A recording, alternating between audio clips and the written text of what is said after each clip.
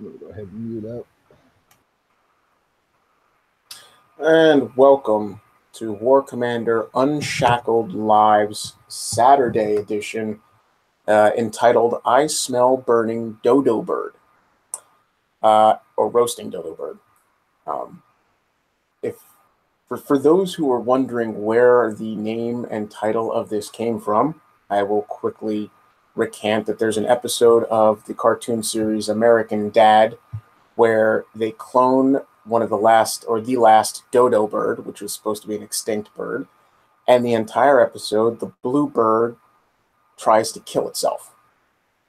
So, taking that into consideration, our new air unit, the Siege Squadron and its planes, and basically it's just a play on that and Burny's briefing room, both of which are going to be topics in today's episode. With me today I have the amazing David the Douche and the quintessential God Scope, and myself, Venom.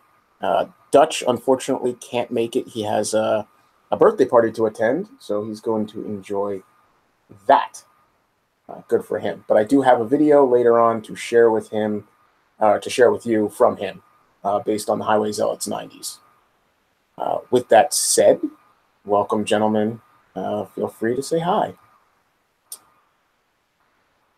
Or don't say anything. The fuck God's good.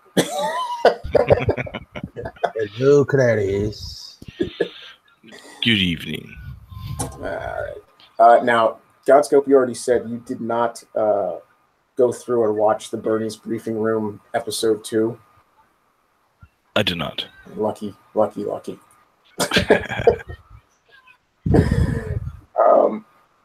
It wasn't too bad for a podcast. Dave, did you Dark Shadows? Did you see it? Yep, I watched it. Mm-hmm.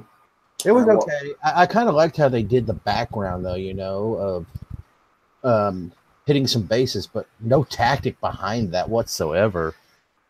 Yeah, it was just a running retrospective of PvE bases, which is fine. That's stepping up the bar a little on their part for that, you know. And it was interesting to see the units in the background that they were attempting with, mostly technical. I would have loved to know whose tunes those were, but that's besides the point. Well, they killed the Juggernaut and Ardra quite a few times, so whoever's tunes had, let's say, interdepartmental gold. Yeah, well, I mean, that's besides the point. So, well, I got a few things. I watched it about 5 freaking times. One of the things that was noteworthy, they did let it slip in the end, or towards the end. Hey, Antana Airlines, flying strong. Hey, it's all good there, guys. Thanks for the invite again. Yeah, no problem. You must have had a layover in America, because American airplanes are always late. Irish ones are very, very quick because they only have to fly like 50 miles to the day. Well, I was just discussing. Did you watch the Burny's Briefing Room podcast? I never caught it all, but I caught a wee bit of it there, so I did there. All right. Well, unfortunately, I don't like being the rudimentary show host, but I'll just basically go through what I took down as notes, and we'll all just discuss it and keep an eye on the YouTube too. But basically, David was saying there was a lot of good video in the background. What was noteworthy to me was the podcast was basically produced on the Friday previous, and it aired the following Thursday. So there's a series of days in between where, you know, suspiciously you can attend that there's probably post-production editing, and there might have been better answers to questions that we never got to see. Mm-hmm. Because, you know, if they answered something and one of the guys upstairs says, no, don't tell them that could have easily been cut out of the stream.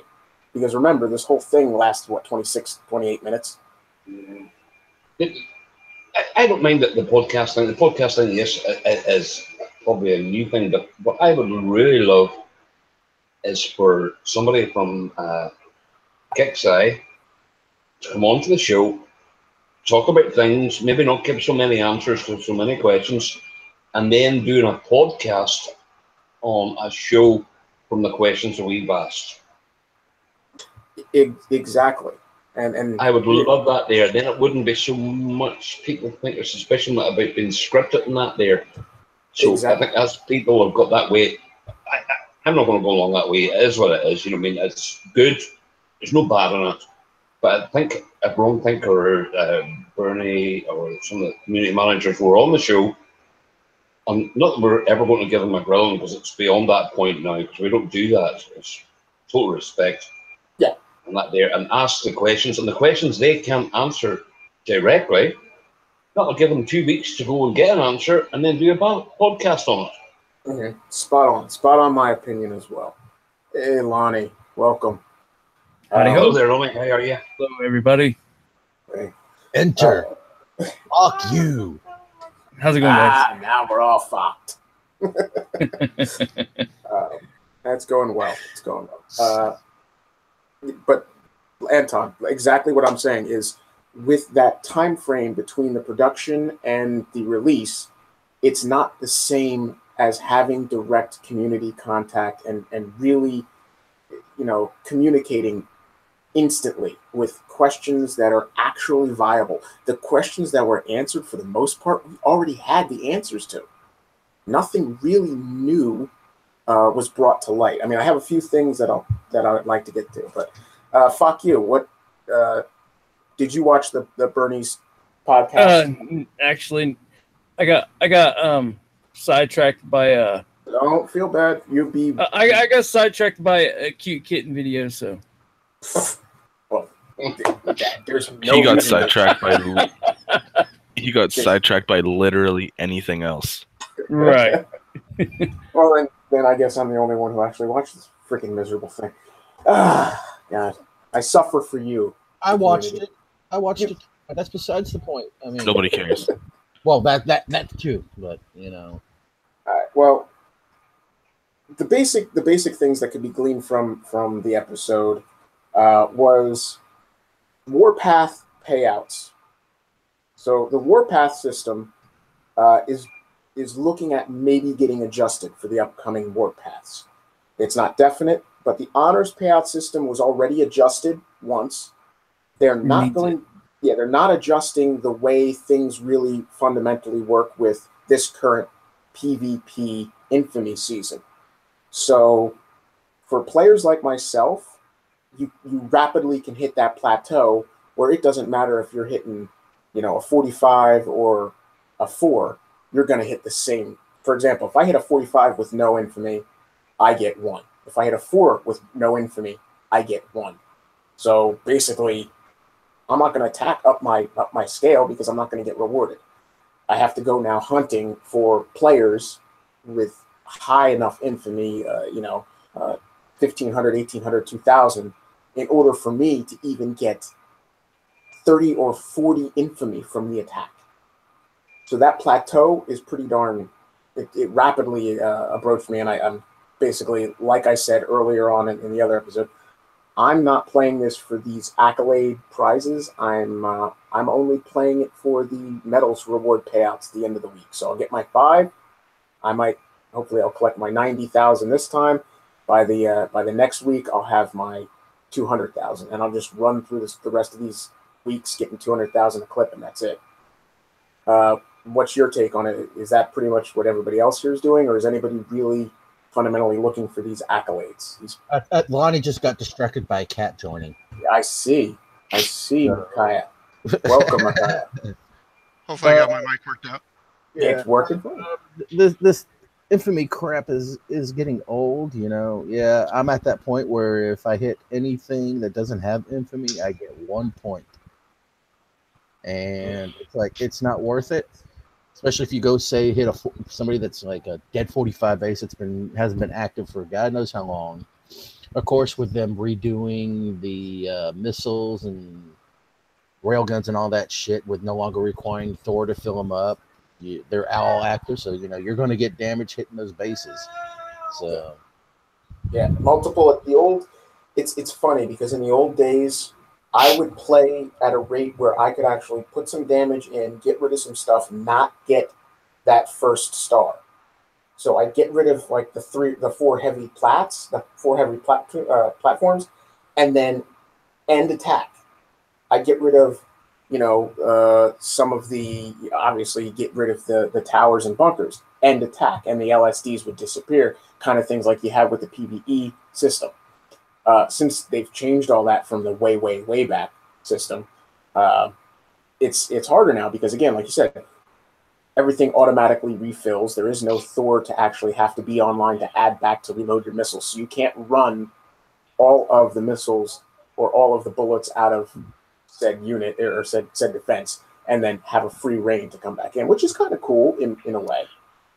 The only thing you have to manually refill are your rocket silos. Yes. But yeah, I missed the days where when I was trolling somebody, I'd go into their base if I knew that they were offline for an extended period of time, and all I'd do is kill the buildings that had upgrades going in them, and then end the attack. Yep. And until they log back in. Well, yeah, back then there was no auto repair. Back then, you had to come in and manually do it yourself. I mean, you had to actually log into the base to get it to repair. It's like the only buildings I care about. Yeah, exactly. That's why. I mean, we learned those res silos. So we learned that those were the only buildings you put inside your base and defended. Everything else, I mean, we left our res stores outside. We left everything way out, just spread out and didn't care. But then you had that one building, your airfield or whatever, that was in upgrade. You tucked that right up against your CC and surrounded the hell out of everything with guns. So strategies definitely changed. Go ahead. Oh, hey, Doxy. Shit. Doxer's on. Yeah, you got to unmute yourself when you come in, by the way. Everybody hide your drugs. Yeah, I know. That's okay there. No, everybody go on a bubble quick. I'm currently driving home. To keep you guys out of background noise, I'll try to mute up as much as possible. That's cool. Okay. I don't care. Yeah, I'm not. Hello, Debo. How are you? My mojo is strong. I can deal with a little bit of background noise. Do you guys want to talk about the PvP participation and maybe some ideas to try to encourage that? Because that was kind of a big shocker to me. That it was. I mean, it's not. I mean, it actually was a big shocker that that, for instance, one of the things they brought out was only about 10% of the players actually participate in PvP. Oh, so I'm getting to that. Oh yeah, I'm definitely getting to that. Okay, so I had some kind of ideas around that, like I've got I'll definitely take the ideas, and I can tell you that his ideology about the participation is so fucking wrong. It's hilarious to me. His math is wrong, and I can tell you why. So we'll jump right on that because that's a great topic. Oh, real quick, Micaiah, you obviously watched the show. Doxing, did you watch the podcast? I did. You did. Okay, so at least there's more than 3 people here that watched the episode. I don't feel so bad. But yeah, I did actually get through it. Okay. Well, we'll jump on the topic of the participation in PvP. So basically, what they're saying, what he alluded to, is that pretty much less than 10% of the players are participating in PvP. And his statement was, in order for them at Kixeye to think about, well, let me jump on the topic that the question was asked by a person in the forum post about adjusting PvP platoon repair time, which I think was no offense to the person who asked it, but it's a stupid fucking question. You don't need to touch PvP repair tunes. We already have a 50% reduction, and that's massive in game, and that's fine. It's not PvP platoons that I could use some more.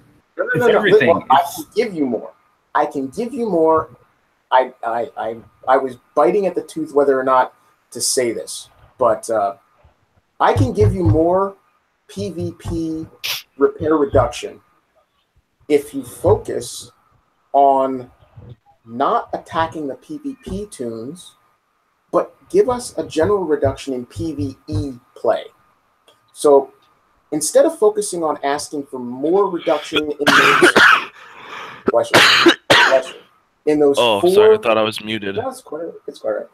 In those 4 PvE or PvP dedicated ground and the 1 new PvP air, instead of asking for more reduction there, I would actually freaking demand that we get our 5th land plat back in PvP. If I want to bring 5 platoons, max amount you can bring around a person's base legally, I should be able to bring 5 land plats.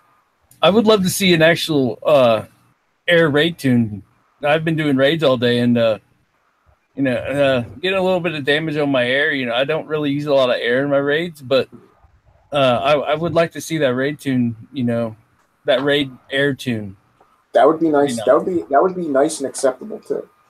But because a lot of times I don't use my herald a lot, so killing it off in a raids would be nice. Would you give up a raid ground tune to get your raid air tune? I mean, that's kind of what you're.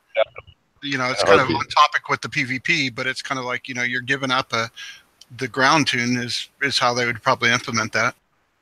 I wouldn't mind it so much in the raid part of it, but yeah, the PvP we need to have that extra ground tune back. Yeah, I'm the same way. I don't participate in the raids because of the way I fucked up between me and my friend, we fucked up our clients, but that's a story for another day. But yeah, absolutely. It's disheartening that they're adjusting the way I play and taking away one of my ground, accessible plots to give me the air. I should have had the air and still maintain those 5 platoons. But I've heard that a lot. That a lot of people are upset about that. Yeah. Well, I personally didn't like his answer. His answer was, they realize there's gaps in the PvP, and they claim 10% of players are playing PvP, but we won't work on it and try to make it better until more people are playing. Exactly, and that's the dumbest thing in the world. I attest that to, So how do you get that though? How do you get that? Well, let's do it this way, and this is where his math is screwed up. But I attest his comment to, you eat before you shit. You don't shit before you eat. He wants us. He wants us. Effective. He wants us to. The tail wagging the dog. That's what it is. There. The tail wagging the dog. Always. He wants us to participate rather than giving us reasons to participate. He wants us to participate before he gives us a reason to actually participate. Now, back on the topic. I go motorbike racing, and I'm being told I have to go racing, but I don't know what the track looks like. Like you don't go. You just don't go. You don't go in blind like that. You don't say, "Oh, I can do this," and then go, "Oh, I'm in trouble here. I had the wrong machinery." Yeah, exactly. So his statement was less than 10% of the players are actively participating in PvP during the standard PvP seasons. Now he then goes on to stress that during the Warpath, PvP skyrockets.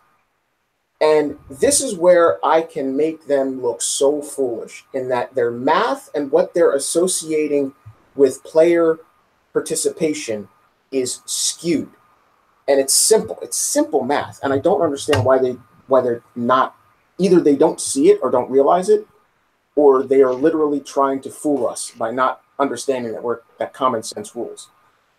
If during standard, I'll use myself as an example. If I'm in a standard PvP season, like right now, and I get attacked, I have a 36-hour protection bubble that I can live in, correct? Correct. Okay. So for every 36 hours, I get attacked once. That's one player versus one player. 2 people participate for 36 hours. During Warpath, my attacks are changed in that I only have a 4-hour protection bubble, but I can only be attacked by a player once during that 4 hours. So the math changes because of the reduction in my ability to stay in a bubble is reduced to 4 hours per day over the same 36-hour period of time that I'm protected in a current PvE season of Infamy. During the Warpath, Now, instead of it being 2 players participating over 36 hours, it exponentially changes by a factor of 9. Now you have 10 players participating in that same 36 hours. I still remain as the only attack player, but now I can get attacked 9 times, once every 4 hours. So you see a mathematical factor that says that, well, it's 9 times more participation during the warpath as opposed to during the PvP standard season. So only 10% of people are playing during the standard season, but 90% of people are playing during warpath. You follow my basic general common sense? Yes. Yeah. Whenever you work out there. They're sitting here in the standard PvP context and saying, we're not going to give you a reason to fight until you show that you want to fight. Well, here's a way to get us to fight. And I hate to say it. There's got to be some incentive. Make the warpath. Make the warpath. Get rid of this PvP 5-shot bullshit. Give us the warpath incentivization. You can don't reduce it to 4 hours if you want to make that as a specific event. Make the reduction of repairs in our standard platoons so that we can go out and farm the resources, because we cannot use. I got another thing. Also, not with just taking down the repair times. They got to think about all this grinding we got to do, and then maybe mix a little PvP with a little PvE. We have to go out and grind these medals. Maybe put not only do we get our weekly payouts for the 5 hits, but every additional hit we do, we can get 1,000 medals. Yeah. Any base, no matter if it's a 48 or a level 5, we get 1,000 medals. I mean, that's not a lot of medals, but there's a lot of level 30s in my sector I could farm. But I mean, that's 1,000 medals a pop. Put a cap on it. Maybe we can only do it 100 times a week. Yeah, that's fine. Anybody else have any ideas for PvP incentivization, making us want to actually go out and fight? Well, to me, my pretty much premise is the fact that we do 5 bases a week to get PvP. That's all we are required to do. I mean, right now we need to get into the 1,500, 2K, whatever you go to, 3,600. So then my idea is like, well, if I'm not incentivized to do more than 5 bases a week. So, and I don't want to change, leaderboards and infamy kind of are good to have, but instead of having, do 5 bases a week and get a payout, if instead they changed it so you hit a base and you got medals instead, that would actually incentivize. So you're not, right now you're limited to 5 bases a week. If you hit a base and got medals and infamy, you could go out and hit as many bases as you.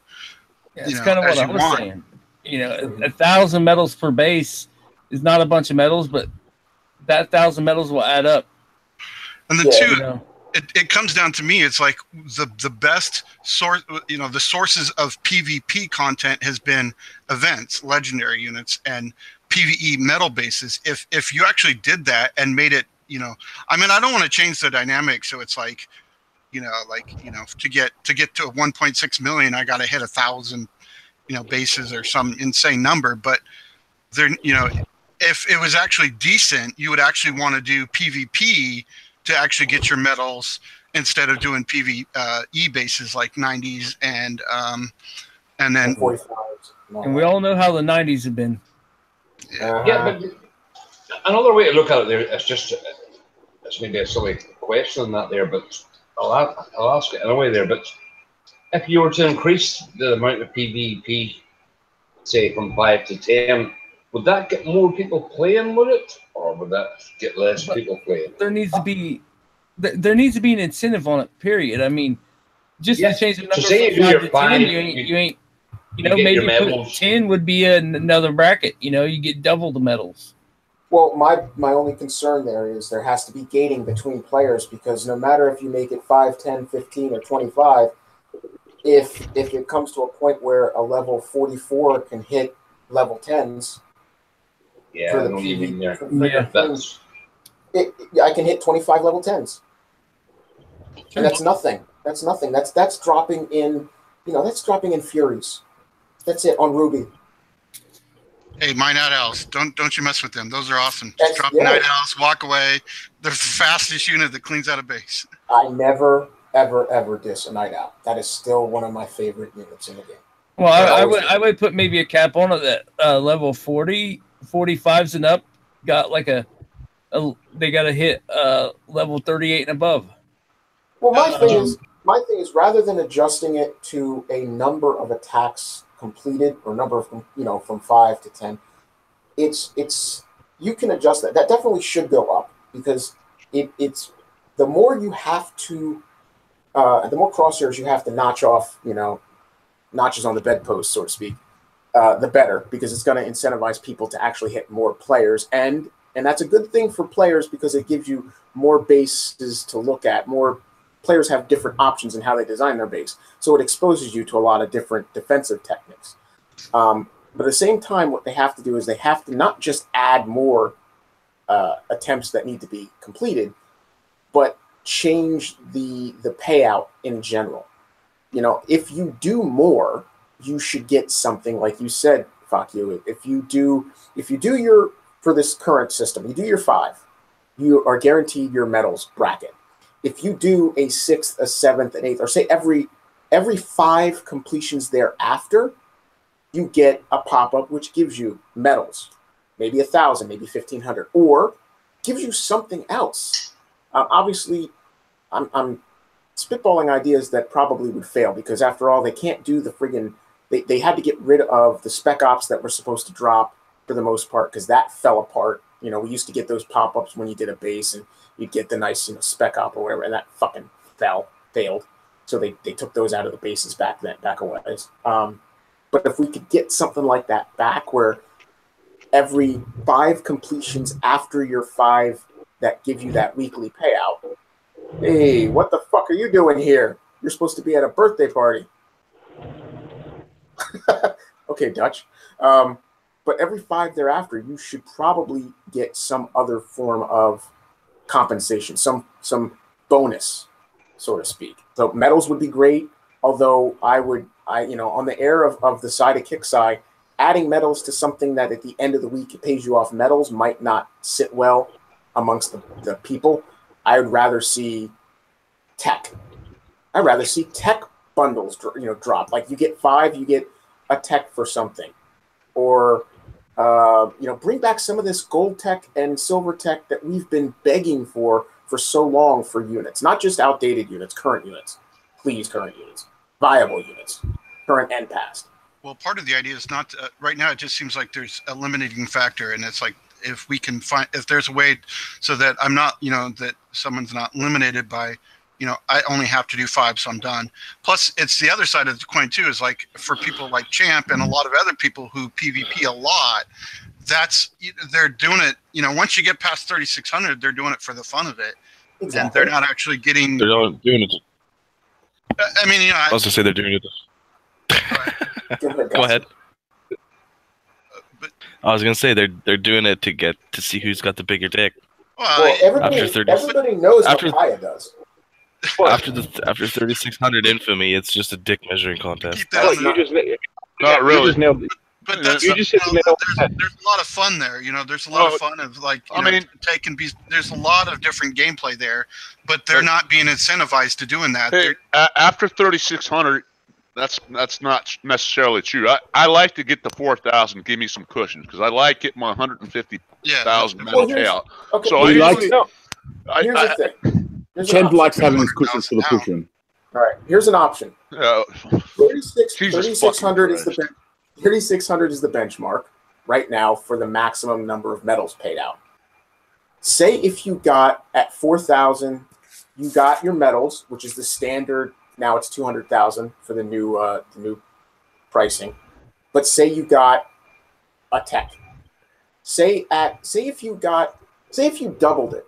All right. Now this is only for the big heavy players. And I know people are probably going to dismiss it as being, those assholes, the infamy banks, etc., and whatever. But what if there was either a blood thorium bonus at, say, 7,000 medals, or 7,000 infamy? You get one blood thorium. If you could basically double the amount that were required for the minimum in the span of the week, knowing how fast it trails off, when you're up in the 8,000, what the hell are you getting when you hit a base? Even if the base has 3,600 infamy, you can't be taking a huge chunk off of them. But yeah, I was in that boat last time. I ended up I was at like 6,700 infamy. I was handing it out to REV players so that they had they could get to their 3,600. So I just gave it up.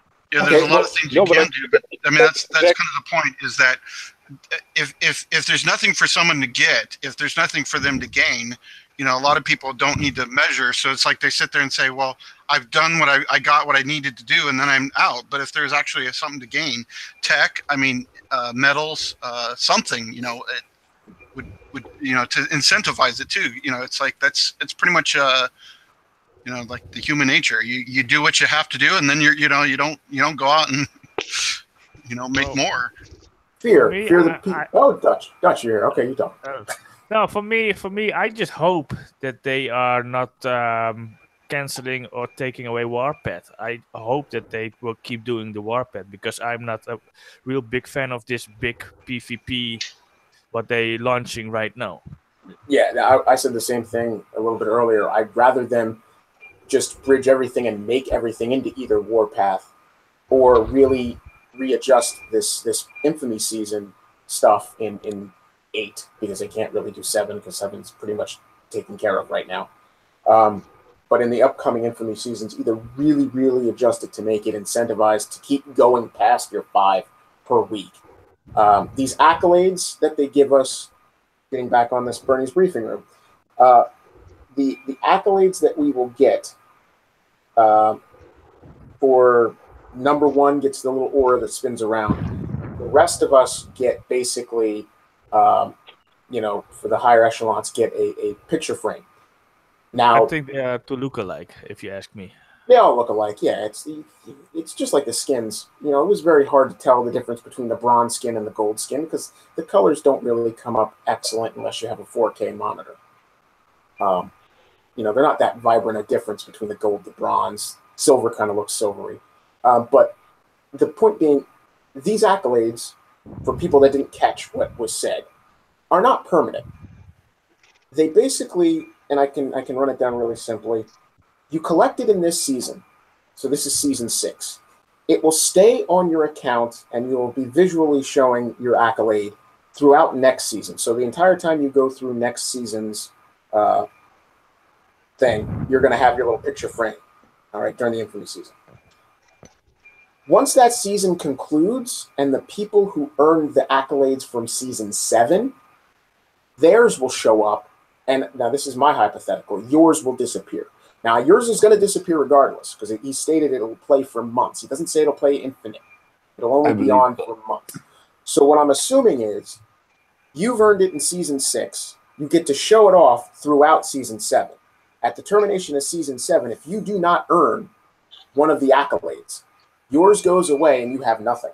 And then whoever won their accolades in season 7, theirs will be displayed throughout season 8, while season 8 goes on. At the end of 8, season 7 participants lose theirs, and season 7 reward recipients will start showing theirs for season 8. You see? So it'll just kind of cycle through that way. And it makes sense in a way. But I think it's cool. It's cool, the accolades. But I think the difference between gold 1, 2, and 3, it's barely noticeable. I think they should make a little bit more different. Yeah, I'd rather see something tangible rather than a picture frame or a swirling artistry thing around my base on the world map that's just going to cause a whole bunch of disruption. Yeah, but what are you really playing for? I'm playing for Blood Thor. That's what you should be playing for. You should be playing for prizes. the picture frame or the gold base, that don't mean shit to me. All I care about is the store. It's also kind of like, hey, look at me, what I've done this last PvP. Yeah, but it's going to cost you more lag. That's all you're going to get. That's guaranteed. That's what you're going to get. Well, it's just like, it's just like what we were asking. What would make you participate more in PvP? Why is there a cap at all? Why should 3,600 be? If you hit 3,600, you're getting a max payout of 150,000, or like you said, I believe it's 200,000 now. Yeah, It's 200,000 now. So why not? If I keep going, how come I don't get a bigger payout? If I hit 4,000, I get 250 or 225. Exactly right there. The ladder stops no matter how far you climb. If you cap it, you're making me stop. If you give me a reason to keep playing, I'll keep playing. Exactly. How about the longer you're holding a top position, the higher the amount gets. If you are able to maintain that position for so many days, it will gain. And if you manage it to keep that position another more days, it will rise again. So but how much self-bubbling will take place just to do that? Yeah. Well, I'm going to refer back to what I first said. This is something that we should have been asking first and giving their suggestions and then making a podcast about it. It's the tail wagging the dog again. It's just an opportunity missed. Podcasts are great, but these are the things that they should have been listening to. And experienced players there like Debo, they come up with why a cap. A cap is a cut. It's a stop. Mm-hmm. So is there? You know what I mean? That should have been ironed out. Because Debo would have turned around and said there, why a cap at all? Sensible question, without being malicious or silly or anything like that there. A very reasonable question. That might make them go back and think, right, yes, a cap there is a restriction on everybody. So even the payouts are restrictions, so they are. So we've been restricted what we can do, and even the payouts are restrictions, so that's less incentive to do what they want us to do. I agree. And I do totally like the idea of the higher you go, maybe it instead of stopping the amount of medals at 200,000, like 215, 225, and you go up to another benchmark and it's 250, go up to another benchmark, it's 265 or whatever random numbers. Obviously, as you go higher and higher, it'll trail down the distance, so you're not really creating a sense of grind. Or people who want to, I don't want it to be a point where at a certain mark you're getting 300,000, and at the next benchmark you're getting 400,000. But I want it to be gradual so that people aren't really promoted to start truly grinding to 1 million medals in 1 week. Yeah, but them bubble sitters that are always at the top of the leaderboard are going to be getting that anyways. Yeah, but nothing's going to stop that. Talking actually about the medals, I do remember a while ago that Kickside did a couple times after an event, the first drop of the medal bases, they had a double payout. Yes, they did. I would like to see that coming back. Well, that was a payout I liked actually. That was more worth playing or going through in Highway 090. It was more fun to get the 30K payout instead of the 50. And they did it a couple times. I don't know why they scrapped that. They not double Thor as well, do they not? Yeah, Thor's used to be, what was it, 80 million Thor you got for hitting one, now it's 50. Oh, yeah, you're right, Anton. They did that one time, yes. Well, a lot of those participation rewards are kind of nice for PvE because they're bonuses and stuff so they do a lot of that for PvE, but they don't do hardly nothing for the PvP. So and then they wonder why the participation is so low. It's like make it better for people. Well, let me jump in here real quick, and then we'll go back. I'm sorry to interrupt, but bring those two again back together about PvE and PvP. Now, again, going back to their suggestion about reducing the repair times and obviously the gold costs for PvP tunes, my philosophy was if we adjusted the PvE platoon repair, and we got, say, a moderate reduction of, say, 10 or 15%.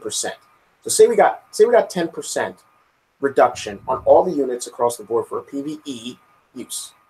That will automatically translate, because the same units, just in a different platoon, it would translate to our 50% PvP going to 60.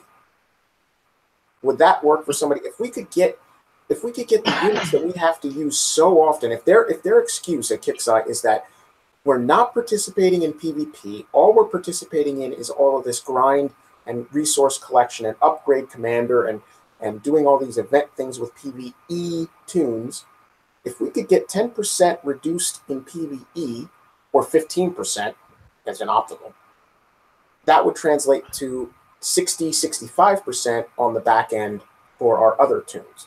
That basically should make everybody happy.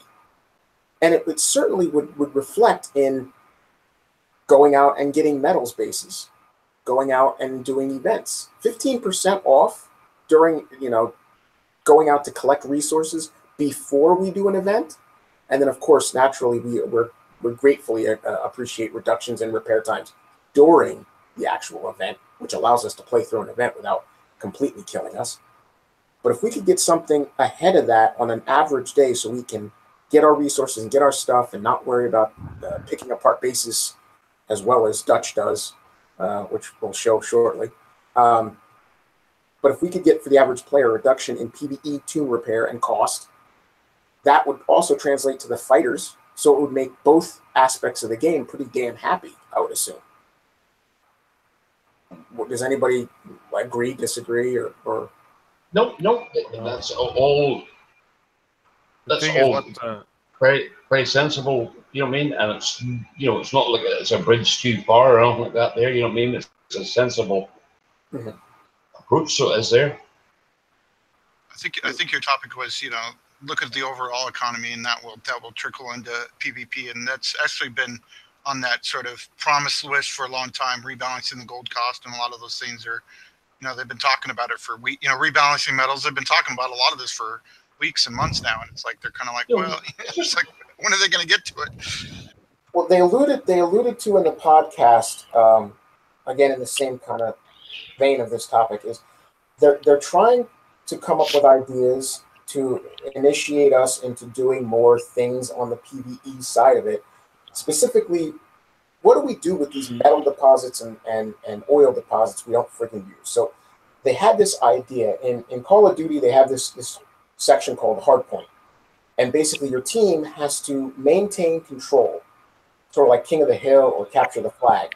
You have to maintain control of this spot in the game, in the field, for the longest period of time. The longer you hold it, the more rewards you get, the more points you get. Now, in the COD game, the hard point jumps around. It doesn't stay stagnant. It doesn't stay in one position the entire time. So you're constantly jumping to capture the next point. I was wondering what they were alluding to. If they were going to do something like that, where they're going to either A, get rid of all these resource deposits that we don't particularly use. I know lower levels still acquire them and need them. The higher levels, I think there's a few on this panel that have like 100 of them for no friggin' reason beyond my understanding. Because all they've ever done to me is have lag. Hey, I have 0 depots. I have a quick suggestion for Kicksai. Take it or leave it. It'll probably never happen, but it'll definitely give PvP the spark that Kicksai so desperately wants. If you really want to jumpstart PvP, couple days, 2 days, 3 days, maybe 3 days tops, free repair on everything. You want to see PvP, more people be active in PvP, free repair on everything for 3 days. Yeah, right. That defeats the point of why they want people to be more active. Yeah, I'm sorry, but everything. Well, I think a lot of people that don't. I think a lot of the people that don't participate in PvP, for the most part, they probably think that they're no good at it. All their shit and fail. So if you take a couple days and give them all free repair, it lets people that aren't used to doing PvP go give it a try and see if they like it or not. I'm actually. Go ahead, go ahead. I was going to say they need to make it like PvP. If they want PvP to really, really take off, you need to make it like really viable. And what I mean by that is the game as a whole is a very expensive game if you want to play the coining game. That's why I don't play it. I feel like I'm wasting money down the drain. I can go put money into other games and have a hell of a lot more time, which is what I'm going to do in a little while. And that being said, you make it cheap. You make it cheap to coin. You'll get more money out of it in the long run. It's like the happy hour. We need a happy hour in the game at some stage. Yeah. If a tune costs, because I remember when I was bucking around with one of my tunes in the preview a while back, it was generally costing me between, I think, 15 to maybe 30 coin max for a base. If that is generally what you're looking at for a tune repair per base, people would be smashing shit fucking left, right, and fucking center. But if it's going to cost them fucking 100 plus on a single tune, and then you're looking at like fucking 200 or some shit to coin their air, no one's going to fucking keep doing that shit for long. That's why the game's honestly infested with cheats and people manipulating and stuff like that. Well, it's just not viable to really do it. Yeah, you're right. But I'm going to give the benefit of this that I can see a free for all weekend, 2 days, where repairs are free, and I agree. What it would do is it would spur people to actually learn how to PvP. It would be a huge cut, I know, to the bottom line, but it would definitely initiate players who would never, ever, ever attack anybody to try it.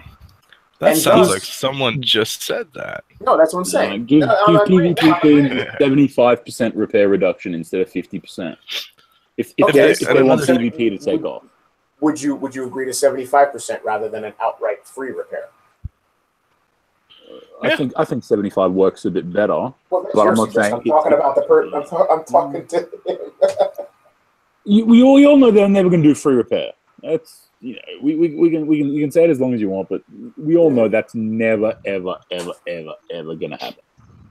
And on the point of making the tune repairs cheaper, remember 4 or 5 years ago when it was 7 or 8 gold to repair a fully dead tune? How about we just go back to that? No, I don't know this mythology, this mythical unicorn shit you're talking about. It was never that. I think it used to be like 14 or 21 gold for a tune of others. Exactly. This is what I'm saying. I remember specifically when Raptors were a thing and they gave Raptors tech. 6 gold for a whole tune of Raptors.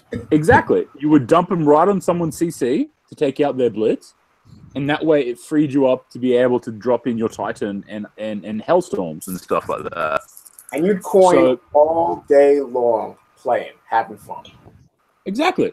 People, I mean, if you were coining a whole tune of your fucking air of something like Raptors, so like in this case, I guess Onis, for somewhere between, let's say 10 to 15 gold.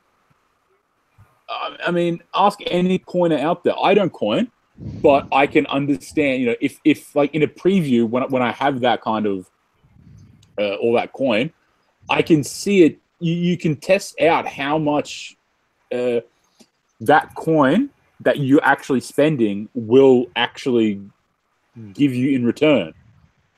And that's the thing, Kix, I need to have kind of forgotten about.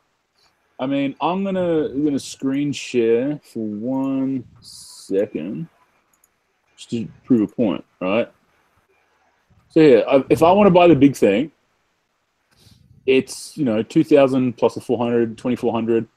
It'll cost me $260, right? $260 for 2.4k gold. If I want to, something fucking small, we went through this before. A 1 day upgrade will give me 69 gold. So that's equal to fucking what, like $6-7 Well, the bucks. 70 would be $5. Yeah. For you, it's $7. You know? Well, $6.90. Yeah. So, and I think that's one of the better value upgrades for your coin. But then you compare it to something else that is also a day, which I do not know. How much is that? It's nothing. I don't know. Upgraded to something else. Yeah. You know, like so, okay, so that's half as long, and that's about 2/3 of the cost.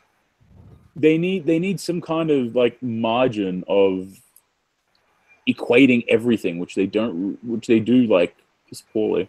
Yeah, none of their numbers have an actual basis. There is no real. They're just all over the place with everything. And that goes from repairing tunes based on individual units, and then basing our repairs on full platoons rather than the viability of a unit, the health rate of a unit. I mean, the variables that they could have taken into consideration for how much something costs and how much time that value has, they didn't use. They just basically go willy-nilly on what is being used most currently, and that's the stuff we're going to up the gold cost on because people are going to use it, destroy it, and coin it, and we'll make better bank. Agree. Then I'll also come back to a conversation we had there a few weeks ago about these support turrets. Like you come in there with your Omega units or unique units. What is it? 250% more damage to uniques. I think it's up to 300. I think it maxes out at 300%. Is it not? Yeah, I swear that's bullshit. So you're getting 300% more damage to your uniques, but the gold cost is the same. Yeah, sure to God, the repairs should be equal that there. That it should be 300% of a reduction to level the playing field. Speaking of repairs and minimizing repairs, Dutch, I hope you're still there. Yeah. Dutch did a video on the 90s before they went off the map, and that gets stuck. Why's that stuck? GG, Kicksite at its finest. Here's Ruby for you. Greetings. Stuck right there. Greetings, Dr. Immortal. That gets stuck there doing nothing. That gets stuck there doing nothing. And then this is wandering off doing its own shit. Yeah, well, that's Kicksite, and they're wonderful. Kicksite at its finest. And this is another thing that, we want to... calm down. All right. We want our shit to work right.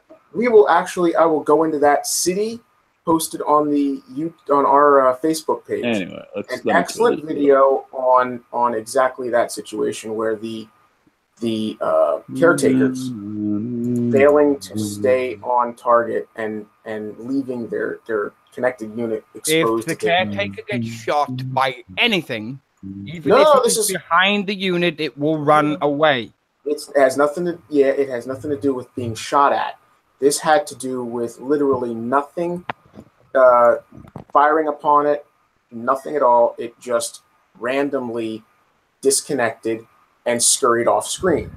Now he's come up with the solution of separating the caretaker and your unit that you're going to run it with. And he used a juggernaut and deploying the caretaker first, setting it on the fire at will fist command, then deploying the last unit, which it's scheduled to follow, being the juggernaut.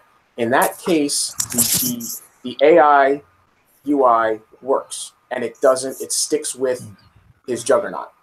Now, my problem with that, and I didn't object to it, I think it's a great thing. It's upsetting that we players are constantly tasked with coming up with solutions to maneuver around issues in the game and come up with our own solutions to what fundamentally shouldn't happen. Which we've done since day one. That's one reason I don't use Ruby. Okay, yeah, we'll get to that sometime too. Look at that. 3 hours, 6 minutes repair for 19 gold. That's literally 1 phalanx, 1 purifier, and 1 caretaker. Yeah, well, the caretaker is really the biggest cost to you. What, 245? That's fucking ridiculous. And now that was 19 gold. That should be 3 gold, let's be honest. 6, because it's not in a PvP tune. 3 in a PvP tune. Because it's standard practice should be 2 Right, gold, 2 gold per hour. I used that one. but it isn't, and it never has been because Kickstarter like to screw with the marketing. What else did I use? Well, but anyway, Kickstarter have always done that ever since day one. Well, Phil, hold on. 4 to 5 years ago, it was 5 to 6 gold to repair a full tune. Yes, because the platoon at the time was no more than 8 hours of repair for a big platoon of mega tanks. Yes. And it usually calculated it anywhere between 15 and 16 gold. They need to go back to that. They should, but according to Kickstarter themselves, and this is coming direct from the big guy at the top, Mr. Wrong Thinker, it costs more because of the unit priority, according to him. Yes. Which is bullshit that he's being fed from the big dogs upstairs, which he's feeding to us, thinking we're going to swallow it. However, we can't even. That is not the. Don't interrupt me. However, I thought you were done. I will tell you when I am done. Quiet, you. Now, we don't swallow that particular pill because it's forced upon us by them. Now, if Kicksai were to turn around and say, well, we're going to do this, this, this, this, and this, we can either agree with them or disagree with them. And they're going to implement it one way or the other. And we don't have any say on what the cost should be.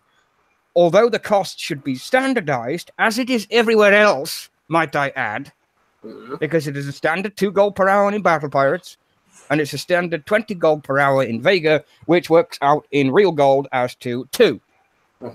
Because Vega has everything to a 10th percentile to appeal to the mobile platform and get people to spend more money. Exactly.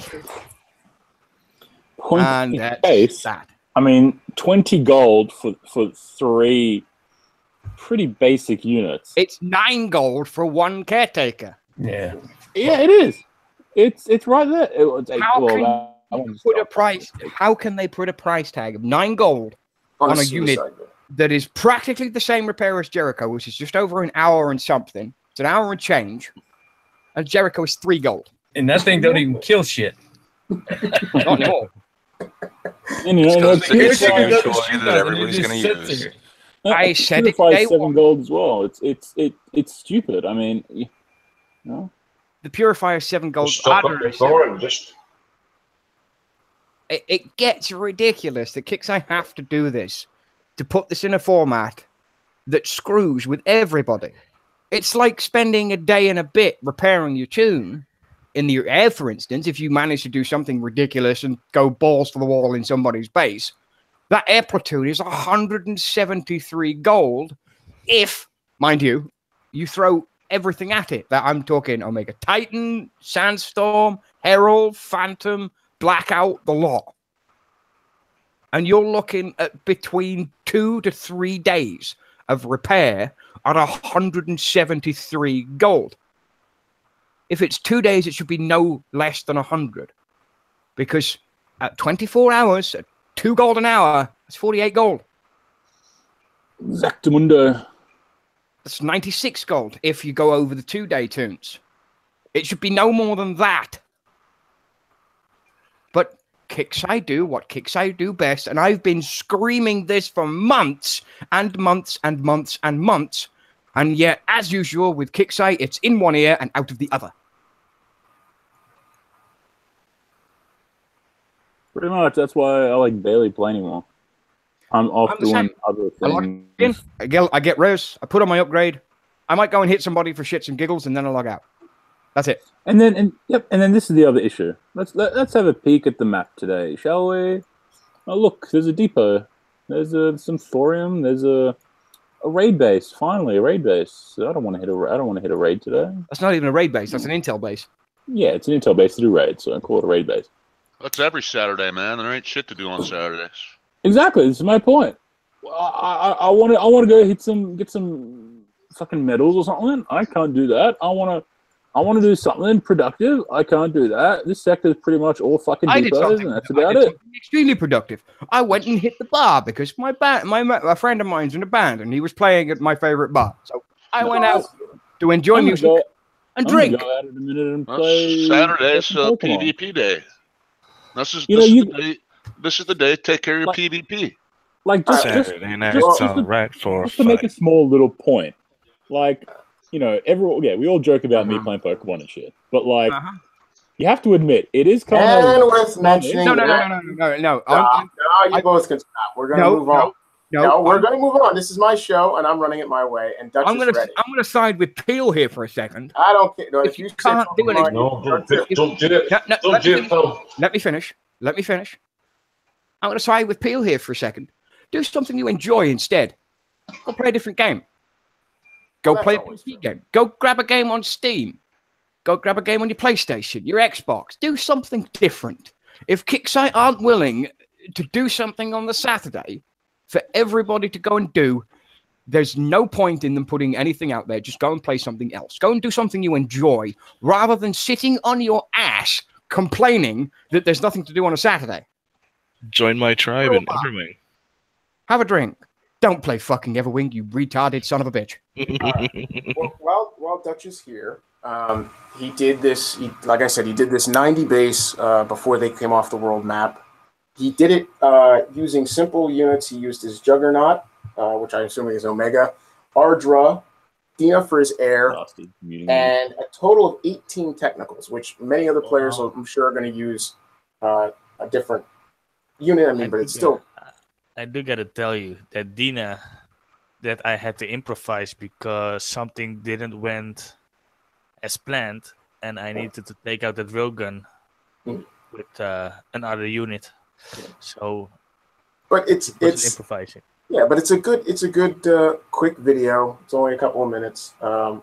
In the end, the repairs are negligible, so it's a well thought out and pieced together thing. So I promised him I'd run it, so we're just going to run that real quick. And while it's playing, you can view it, and he can discuss his technique and how he picks it apart in his own way.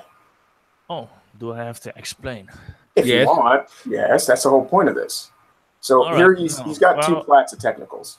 One, just one full. Two tabs. What I am doing with that is I'm taking out all those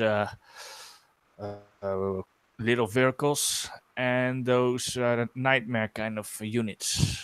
Yeah, the sidewinders, and the billy goats. Yes. Oh yeah, and the foot mobiles. Of how do you say that, the little guys, and I'm doing that on all sides. I'm leaving the tanks alone because I need that with my Juggernaut. So, so you're focusing on getting the long range units like the Howlers, the faster long range units like the Howlers and the Nightmares, and you're leaving the what the hell I call them? Bighorns. Question for clarification: is this the new 90 or the old one? This is the new one. Oh fuck! You probably shouldn't show this live. That's all right. Well, this video is getting claimed. I don't care. No, this is Dutch's video. The only guy that could possibly claim this above anybody else is Dutch. And considering Dutch is a producer on the show, I highly doubt that he would do that.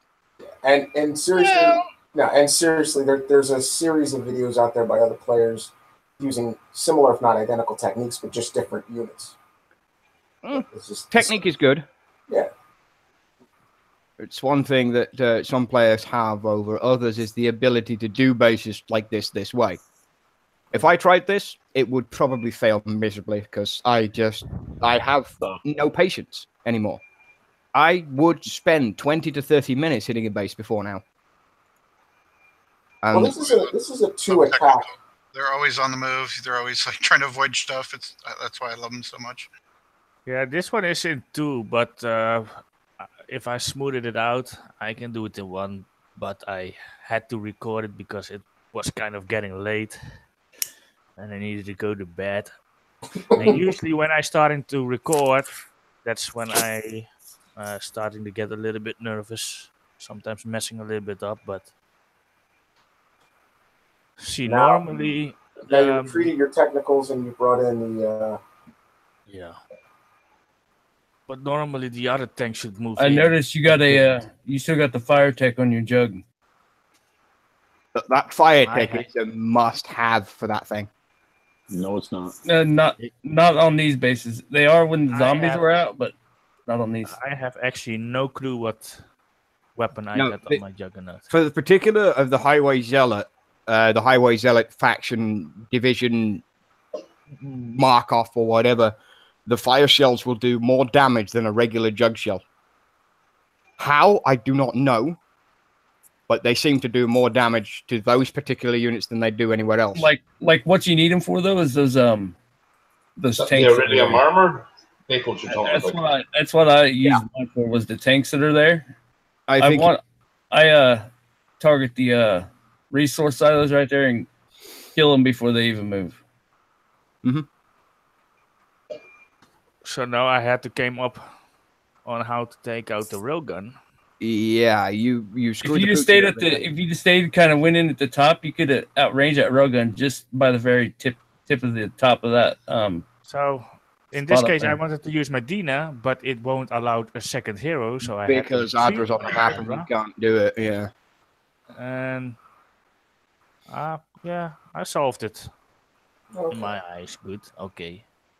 That's I really think they should allow one air, one ground. That would make life a little bit easier. You weren't here for, I don't think you were here for the discussion about our PvP platoon receiving our ground back again, reinstituting the 5 ground and leaving it there. What's your take on that, Dr. Phil? Well, I mean, they took one to give one, and I both agree and disagree at the same time, which is usually my standpoint on a lot of things that Kickstarter do. I can see why they did it. Do I agree with why they did it? No. Can I see why they did it? Yes. I can see why. I mean, I can understand that they had to do it to get it instituted, but I just wish they would work on making it making a fix so that they were allowing that extra. You gone over Burny's briefing room? Yeah, we have in parts hot topics about it. Is there something in there that you'd like to bring up that you caught from their discussion? There are a few things that I have noted down that I intended to come on and bring on earlier in the show, but I was a little preoccupied with beer and heavy metal. So with fun, that's completely with fun. And there are a couple of points that were made by the Doodle that really pissed me off. Okay. And to the point of the question is, for the most part, the entirety show is his level on his mic. Well, he needs a pop filter, and no. Doodle, or the Golden Doodle has to learn when you're talking through a microphone. Is to move the microphone an inch away from your fucking face, so you're not breathing in it every 10 seconds. Yeah. So here's a pro tip. Here's a professional tip. If you have a microphone on a stick that is connected to your earpiece, yeah, very funny. You do not put it in front of your lips. You place it on your cheek. On your cheek. This way, the sound is captured, but the breathing and the exhalation of air goes away from the microphone. You don't get that constant put. It's also, if you sneeze, you don't deafen everybody within a 1,000-mile radius of microphone or of speakers listening to you. I like to call that the Dutch. Dutch. Hey. But you don't have that you don't have that problem anymore. I don't hear you breathing. No, because I'm holding my breath during the whole show. He's the blue Dutch now. You see, we think he falls asleep, but he actually passes out. So when we hear, I don't dare to breathe anymore. It's Dutch passing out. No, I don't hear him because he doesn't have the microphone so close to his fucking face that it sounds like this, and it's like. You know, I move Dr. around. Phil, Uncle Grandpa is your father. I move around room to room doing these shows. So I prefer you not to make jokes about that. Thank you very much. Half the time I sound like I'm inside a submarine, and the other half of the time I actually sound like I should sound. But I hate my voice anyways. The second thing on my list of pissed off things during that, the feigning interest in community feedback as a source of information that they collect. Well, I'm glad you brought that up, because I will tell you what they do is they collect metrics. Yes. Metrics have nothing to do with the community at large. It's everything you do in the game. It has nothing to do with opinion or individual fact or fiction or individual personality or individual requests. You are nothing more than a number on a screen bowing towards kick-size whim. Whatever you think about it, every time you hit something in this game, you are bowing towards kick-size whim, whether you like it or not. Every time you spend 1 gold, every time you spend 100 gold, every time you upgrade a building, whether you coin it or not, you are bowing to kick-size whim and their metric system. You are data. That's it. Nothing more. So his feigned interest in the community feedback as a source of information is nothing short of a fucking lie. And Well, I'll call him straight the fuck out for it. It is publicity, but it is not an outright lie. I won't say it's an outright lie. It is boiler-based publicity. Real quick, you can see on the screen. I paused it. So Dutch ended up with 4 minutes and 15. Actually, it was 5 minutes and 1 second on his one set of technicals, and 5 minutes and 57 seconds on his other. So all total, he basically has 60 seconds worth of repair for those two base. That's 15. repairs. Almost 15-hour repair on that air tune that was actually for science yesterday. Well, it was not from Medina. But going back to the point, of what you just said, Dr. Phil, what caught me off guard about exactly that subject of community kick-sai relations. In the end, they referred to a player by kick-sai, name yada yada underscore 675 blah blah blah underscore. I think that was more of a joke by Burny, but I understand where you're going with this. What I'm going with it is that, to me, is just laziness. Maybe it was a joke to play it off from kick-sai's forum automated kick-sai member number title. But if you just simply read the post the person has and you want to reflect a connection and a respect for the player, click on the fucking automated kick-sai name. It'll take you to his profile page and you will get the real player's name.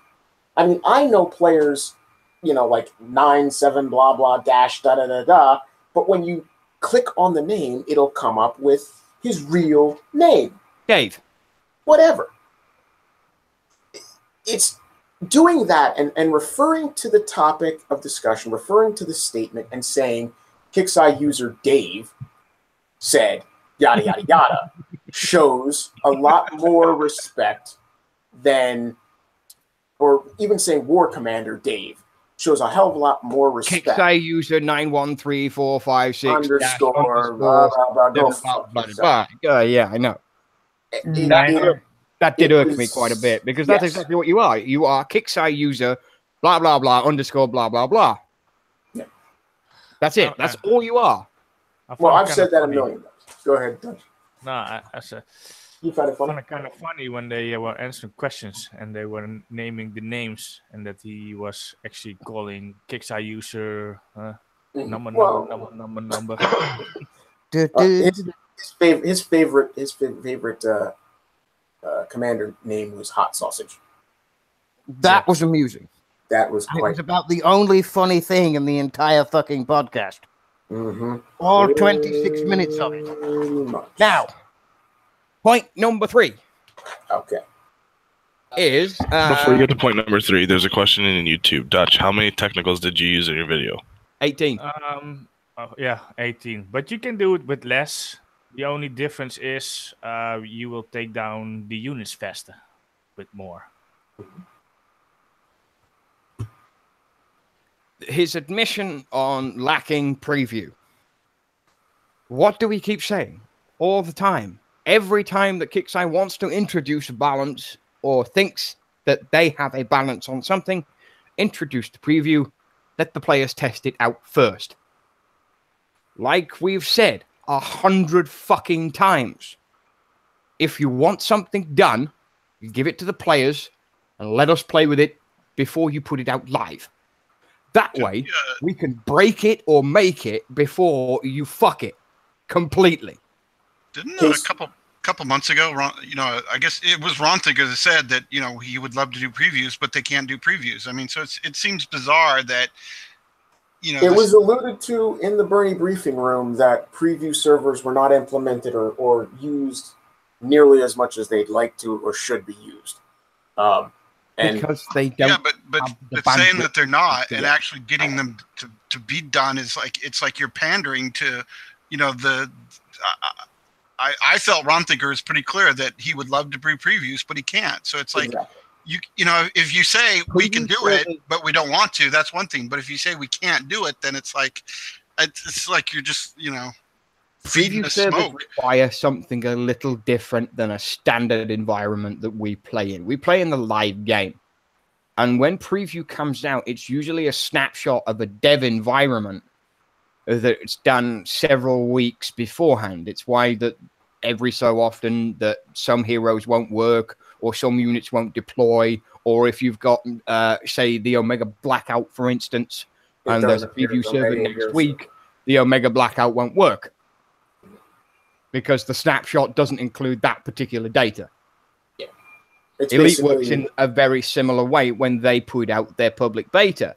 However, when Elite put out their public beta, they put it out and they say, we're going to put it out on this day. It will run for this long.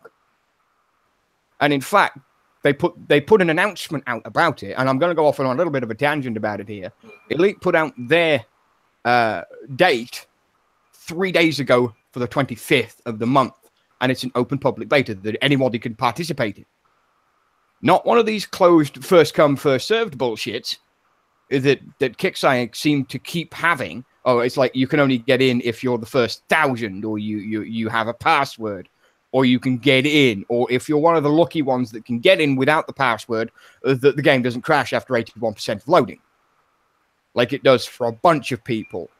Seems more like a cost-effective measure because, I mean, every server they put out costs money. So if they limit to 1,000 connections, that means they're not paying for X amount of over that. But that one particular doesn't, because the preview server is open 90% of the time because it's a dev environment. And all they do is they take the snapshot, they move it to a corner of the server that's already active, and then they hit the button. That's it. That's all that happens. There's no cost involved. It's pure, utter laziness. Sidetrack for a second. City, if you're watching this, check your private messages on Facebook, please. It's 1:30 in the morning. I guarantee you City is probably in bed. Yeah. Wow. He'll hear this when he watches the video. I'm quite sure that he will. Point number 4. Now, there's a couple of things in point number 4, so we're going to go with point 4, point A and B and C. Point A in number 4 would be the Golden Doodle stated that PvP is underserved and has never been in a good state. PvP is underserved because Kixeye have chosen to underserve it. They focused on PvE in order to basically force the player to get this tech, this unit, this many medals, blah, blah, blah, blah, blah. And every time they make an update to PvP in any way, shape, or form, it is a band-aid over a gaping fucking wound that you're probably going to bleed to death. The band-aid will help you for all of 3 minutes, but that's case and point. It goes the same with Warpath. Warpath produced a lot more PvP because there were more enticing rewards for it. Well, not just that. I spoke to that point earlier on in the show. How it alludes to. I said I spoke to that point earlier on in the show. How it seems as though there's more players playing the Warpath than there is the standard PvP infamy season. Well, that talks about the metrics. Like if you look at the metrics and your bubble's every 36 hours, but in Warpath, your bubble's every 4 hours. So that your metric is now showing that you're having much more participation is what he was saying. And it's actually a good valid point. You know, it's like if you look at the metrics one way, you get it wrong. Yeah, you can always read what you want from the data. You can make the data appear to show more play during the event than there technically is, or less play during a standard event than there technically is. Basically, I believe it's pretty much balanced out. It's just, like I said, instead of those players attacking 9 or 10 different people during a standard PvP infamy season, each one of them is now attacking one and then attacking, so that exponentially grows. They all get their 9 attacks in the same period of time, but instead of attacking 9 different players, they get 9 different players 9 times each. And it exponentially expands the number that Kixeye sees as player participation. Because Warpath encourages people to hit more players. More often, yes. And if they introduced something on the lines of you can only hit this player once every week, once every 6 hours, 8 hours, 12 hours, yeah. And I wouldn't say reduce the bubble time, but yeah, I would say reduce the bubble time to at least 24 hours and no more. Mm-hmm. Because if you're going to, I mean, yeah, I'm in a bubble 90% of the time. Do I give a fuck? No. Because usually when I'm sat in a bubble, I've got nothing. I don't keep my base full of Rays. I don't keep my base full of Thorium. Because of that, no. Because people like hitting me, because it appears to be a notch on the end of their belt. Look at me. I smashed Dr. Phil 18 times in a row. It was only 17. Well done, dickhead. I fell asleep. Congratulations, Doc. I haven't even hit you once yet, so. And I don't. No, but you're got a valid point. It's incentivizing. And we discussed this before you showed up. Incentivizing attacks has to be more than what they're placating with this upcoming season with these accolades that are only temporary.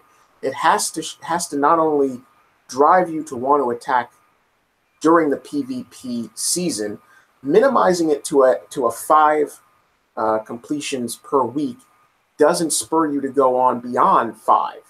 So trying to come up, and we had some excellent ideas before you showed up about coming up with ways to validate going beyond the 5. So tiers beyond 3600 infamy, which would, almost inconsequentially add slight little additions to more medals, or coming up with if you've doubled it, the ultimate prize, if you've doubled the number of infamy required, which is currently 3,600, if you were to get 7,000, you get one. You have the platinum and the diamond divisions. Yes.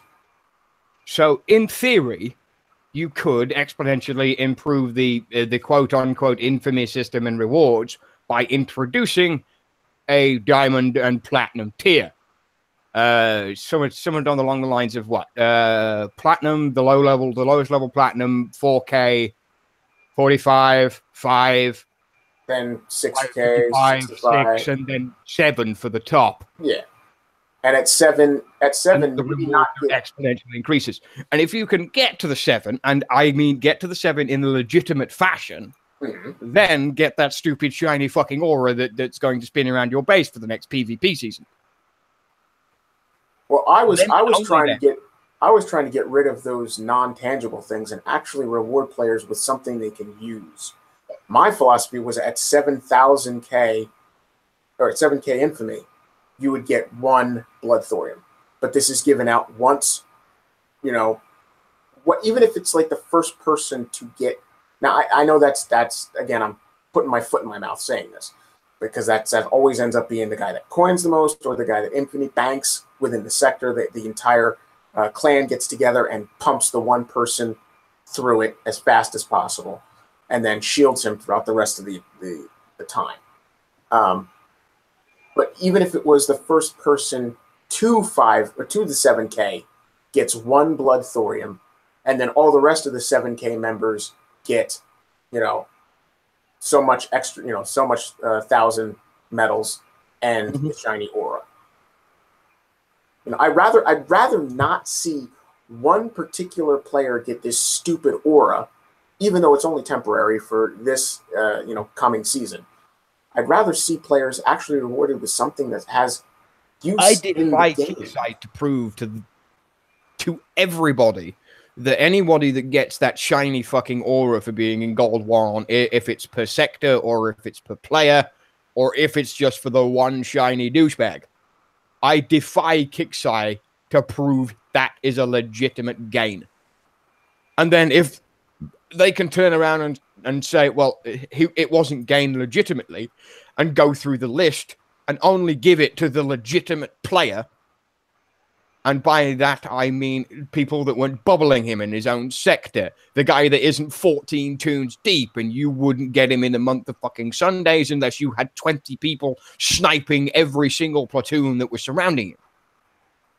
Or the guy that didn't sit there and lock his fucking base down while you wanted to go smash everything. That is illegitimacy. That is exploitative. That is manipulation. That is manipulating PvP to a point where it makes it irrelevant. And the poise for PvP for 2018, according to the Doodle, is 2018 is going to be the year for PvP. And I defy Kickside to prove me wrong. Because I think that fucking statement is a bunch of fucking bollocks. Nothing tenuously is going to be finished until at least PvP Season 7 or 8. The leaderboard is supposed, according to him, going to either come at the end of Season 6 or be boxed in with Season 7. The leaderboard has been broken since fucking October.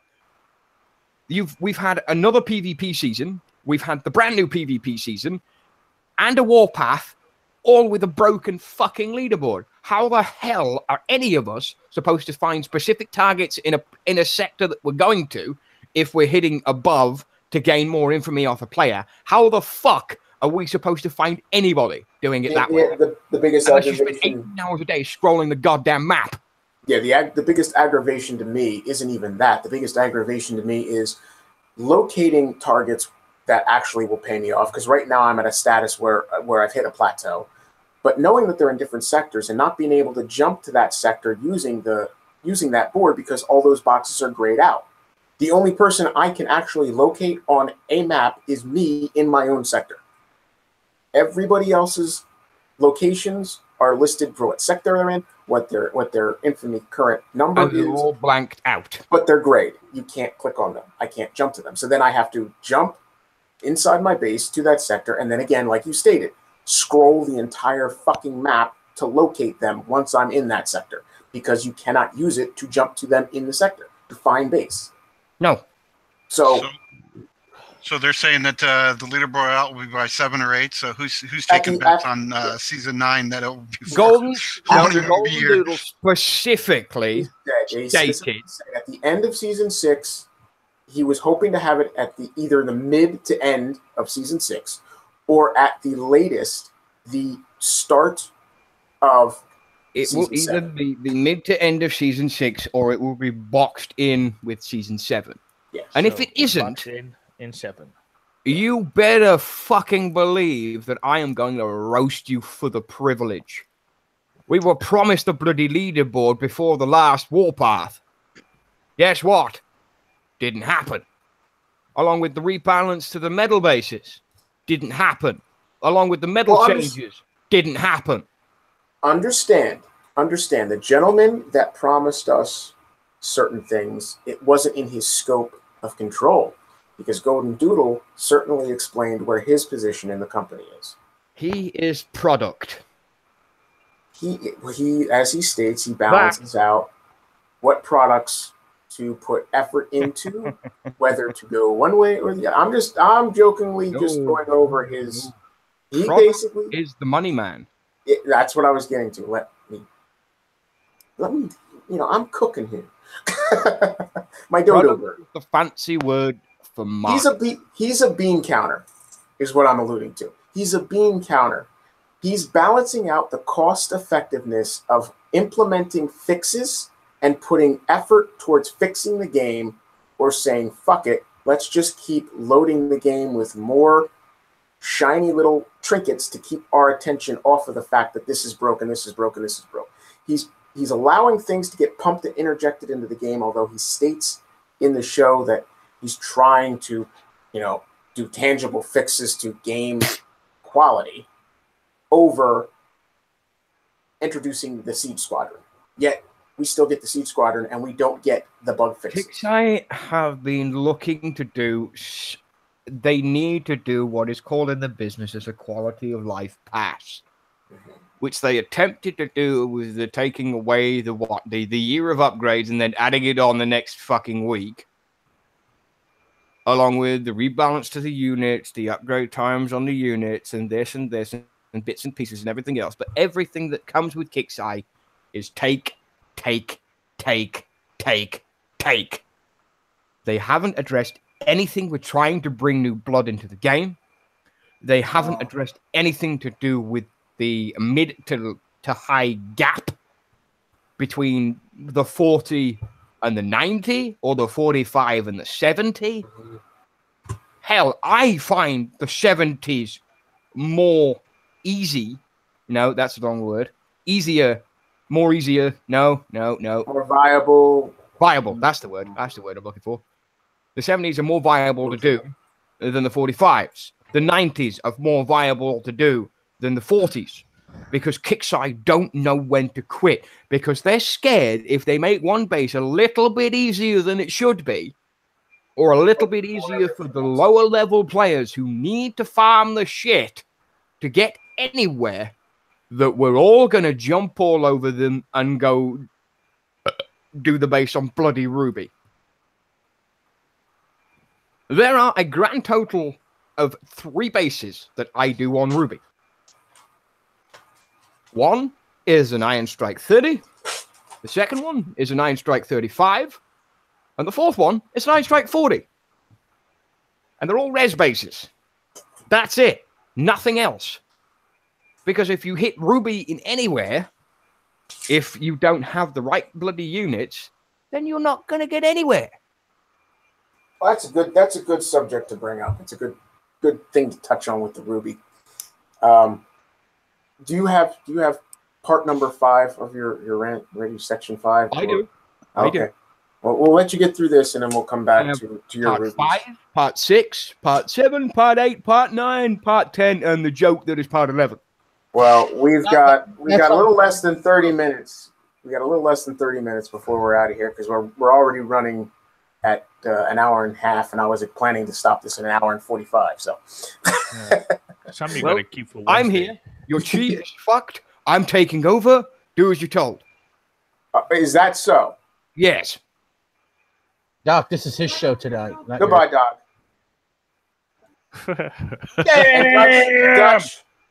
Dutch, we're on. I'm not taking anything. I love Dr. Phil and I respect him, but I give you respect. Don't do that. Don't do that. Talk about it on Wednesday. Yes. And I don't care anymore. So, back to the next section. Unfortunately for you, you can come back. You can come back. I don't care. You can boot me. I don't care anymore. That's disrespectful beyond. I respect you, and I give you your say. It is. I apologize. Thank you. Now, I overstepped my mark. Right. Go ahead and say your part 5. Part 5 is dropships. Fuck that. Actually, no. That's what I was going to talk about when you were referring to the Ruby. 3 words. 3 words. Not anytime soon. Yeah. That's all that was discussed. Not anytime soon. It's unreliable. It's not functioning very well. Let's put it this way. It's something they cannot fix. How's that? No, they can fix it, but they don't know how. And they don't know how to fix the exploitative measures that were introduced with the dropship. We broke that thing in 20 fucking minutes. Yeah, we did. We got it. We broke it. So if it happens again, give it to us in a preview environment and let us break it first. before you implement it into the game and ruin PvP for 6 months. Well, it was like 4 weeks, but you know how kicks I are when it comes to introducing and kicking things. I haven't seen that image for a while. Holy shit. I was thinking about, I was talking about preview, and I was thinking, they were saying that they weren't going to do it. I do think preview is the better way to go, because we can see things, we can test things out, we can give them feedback. The last 2, turret rebalance and the other one, they seem to have gotten a lot of feedback from us through various means. So, and then made changes based on that. So, it's pretty cool that they did that. So, and that's really useful, and that's kind of what the point of them are. So, I'm not saying that they shouldn't. I'm just, it's definitely one of those things that is really useful, and it's part of game development. To get that feedback and get that, get it out there. So the people that can, test it and break it in 5 seconds, when you don't think about those things when you're developing it. I'm going to bring back your trusted testers, and I mean truly trusted, not ones that are going to sit there and send videos out or pictures out. Hey, look at this. Look, this is on this. We're trusted testers. Yeah, no, you find that thing goes at the end of my list. I have something very specific to say on that matter. But I'm going to merge a couple of these together so we can eliminate a bunch of time and a bunch of shit. You can certainly talk. I'm not stopping you from poisoning your position. I'm all about a person's opinion. No, I was an ass. No, just that you are an ass, but we still love you. David. I'm equally an ass, and I love you. You know that. But sometimes you gotta spank the hand. No, I overstepped my boundary there. Nah. Enough talking about it. Just you're fine. But for the most part, PvP season 6, according to him, is halfway towards the end game. Now, I'd like to know what the fucking end game is for a start off, unless they just plan on screwing everybody for as much money as they can get, followed by closing down the game. That's the end game that I can see. Because so they're going for season 12 as the shutdown of the game. Well, I wouldn't say that, but according to him, 2018 is poised to be the best year for PvP in War Commander. That's a direct quote, by the way. Yes. Along with some of the mechanics are staying the same for now, but not for long. And then he goes into the platoon repairs for Season 7 will have drastic changes. He wants more activity and no plans to reduce repair time unless PvP is more active. Along with the fact that apparently, according to him, less than 10% of active players participate in PvP. What is considered an active player? By our standard. 5 PvP per week would be active, I would say. I would consider an active player logging in and doing stuff in their base. The amount of upgrades with 5-day, 7-day, whatever. An active player is somebody who logs in once a week, starts a 5-day upgrade, or and then logs out in the Siege Squadron, a 5-day build, logs out, comes back 5 days later. That I would consider myself as an active player. You log in, you do something, even if it's just to move a building. You log in, that's active. But they were talking about PvP, right? Just in general. I guarantee you their numbers are... Kicksite never reveal their numbers. They never do. So 10% could be 10 out of 100. It could be 100 out of 1,000. It could be 700 out of 7,000. It could be a minuscule number. But I guarantee you those numbers are wrong. I agree. Because my philosophy on active players is right now, you have infamy, you have honor, you're an active player. Not I'm logging in to do something. Okay, here's the thing. In the last 72 hours, how many of us have hit a base? I hit one about 3 hours ago. That was it. My last attack, if the attack log comes up, was yesterday. around No, this time. I think to be considered an active player, you need to log in so many times in that time frame. I mean, somebody could have been doing nothing for 2 months and just now logged in, hit one base, and then it's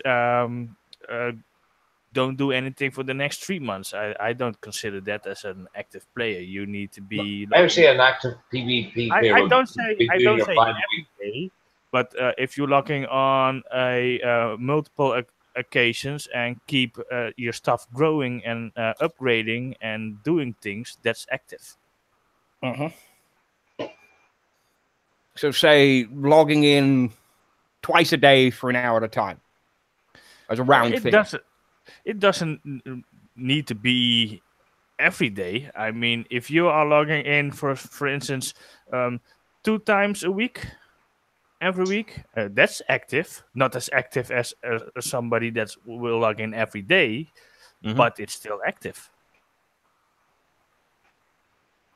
Case in point, the definition of an active player is misconstrued by everybody. We all have different opinions on what an active player is, and therefore Kixai's opinion of an active player or definition of an active player is different to how we think about it.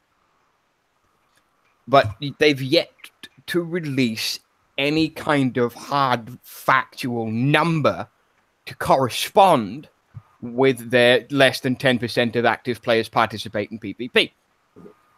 I know a lot of active players that have infamy, that have PvPs, that do their PvP weekly, that have anywhere between 1,000 and the 3,600 bracket, some higher, some lower, and I would consider them as active as you or me.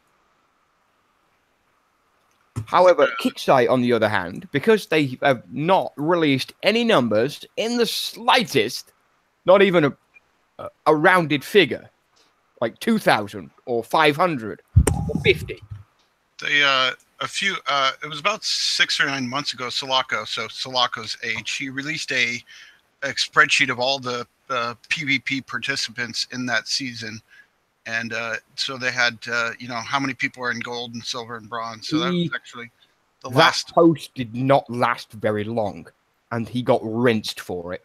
Well, I'm sure, but that at least that's I remember the exact post, and the exact numbers of people who participated in the PvP season was 43,705. Abysmal. Yeah, so I mean it's an estimate. So yeah, it's to me that's something.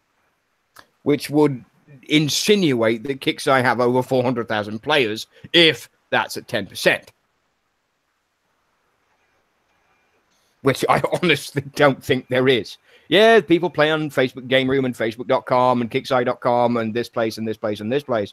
And all the numbers on the Kixai site are all false because that number counter has been broken ever since it became a thing. Also like to look at an event when you can find, if you get like 1,000 XP or something and you look at your position, it will give you a ranking. So that's also another decent way to, give you an idea of what's going on. I highlighted in bold because I don't know why, but I think I can understand why I did it.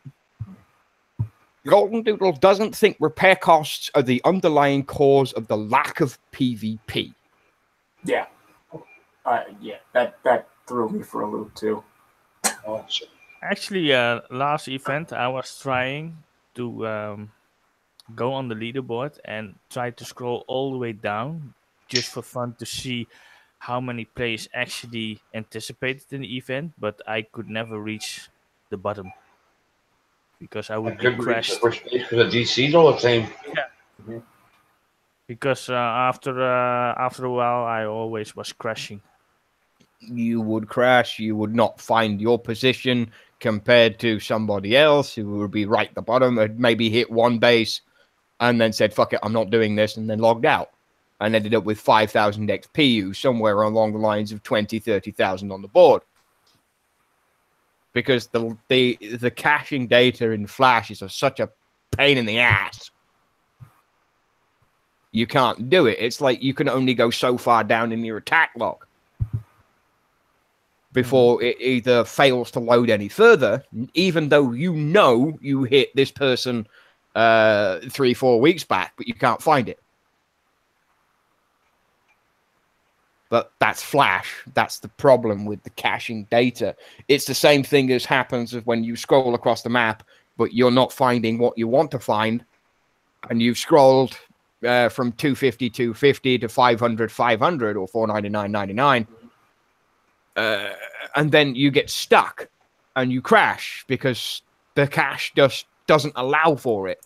And there's too much shit in the data system. It's the same thing with people in depots. If the more depots you hold, the more likely you are to crash out of the game. That's why I don't hold any.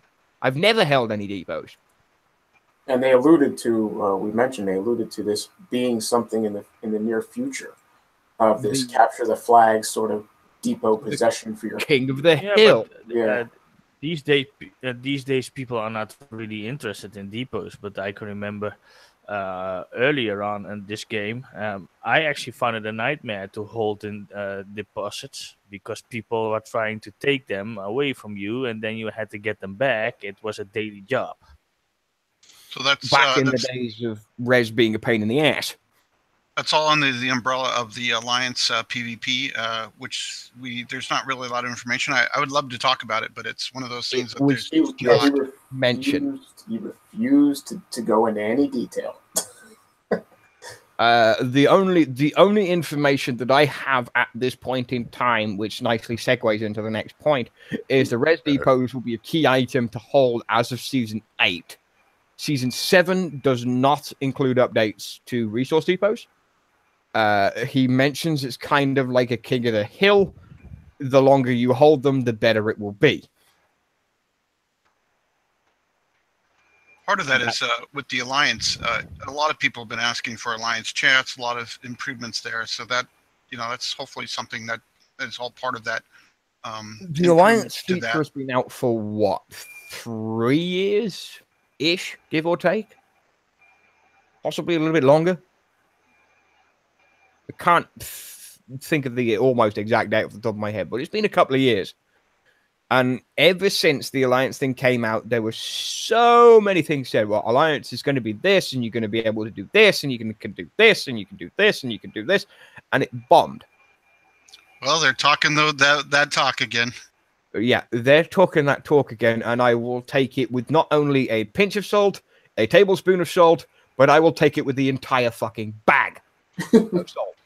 But Jesse from the YouTube is actually, it's funny because I've heard this so many from almost everybody that the idea for depots for us is get rid of them, and it's kind of one of those things like, it's what I've been hearing a lot, because of lag, because of clogging up the world map, and it's like, so they're like doubling down on that instead of getting rid of them. I would rather see depots vanish and be replaced with bases that we can go and hit. I mean, an Iron Strike 60 was good back before things started costing a fucking fortune to build.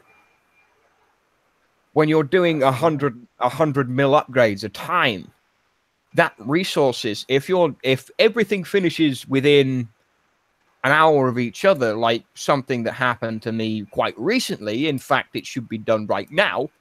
There was 12, 13, 16, 18, 19, and 20-hour upgrades, all finished roughly the same time. Yeah, but... And at this point, it's like, I'm going to have to farm 1 billion goddamn rares to go and get it done. And Iron Strike 60s aren't going to cut it anymore. Well, I got to be honest. I have no problems with the Iron Strike 60s. I don't have any problem hitting them.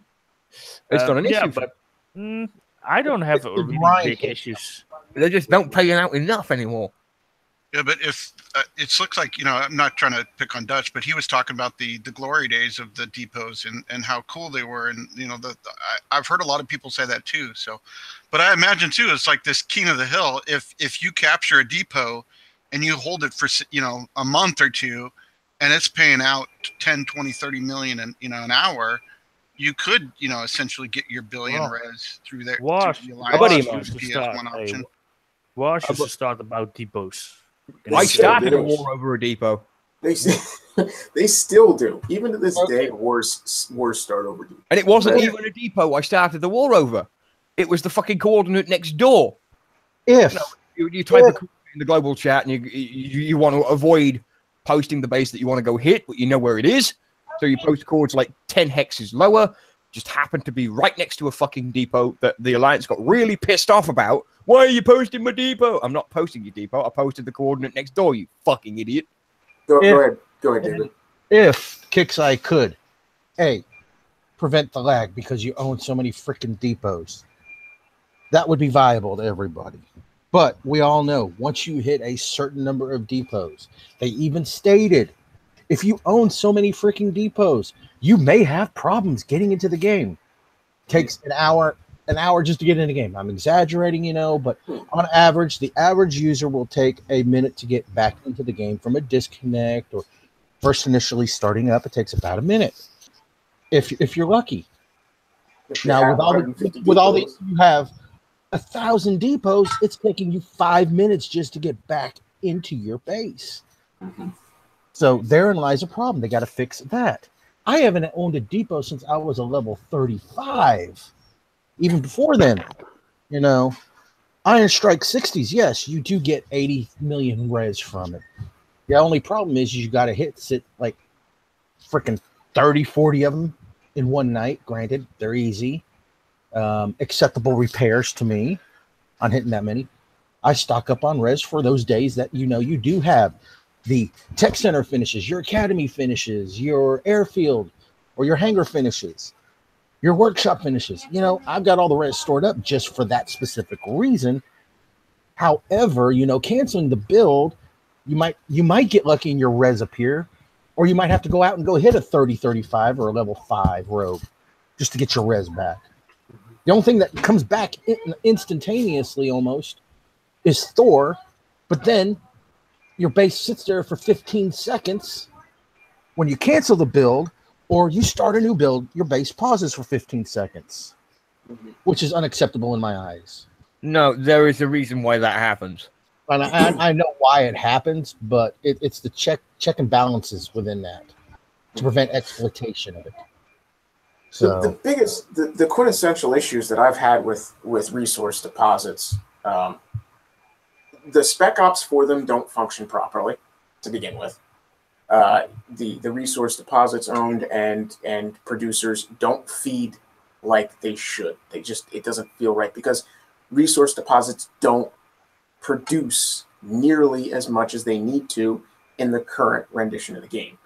The lag that they cause is absolutely ridiculous. It is beyond me why anybody would own more than 2 of them, and only owning 2 of them or 4 of them specifically to locate positions on the map. If you were to use that spec op, because really that's the only viable value they have. Did somebody say spec op? Yeah.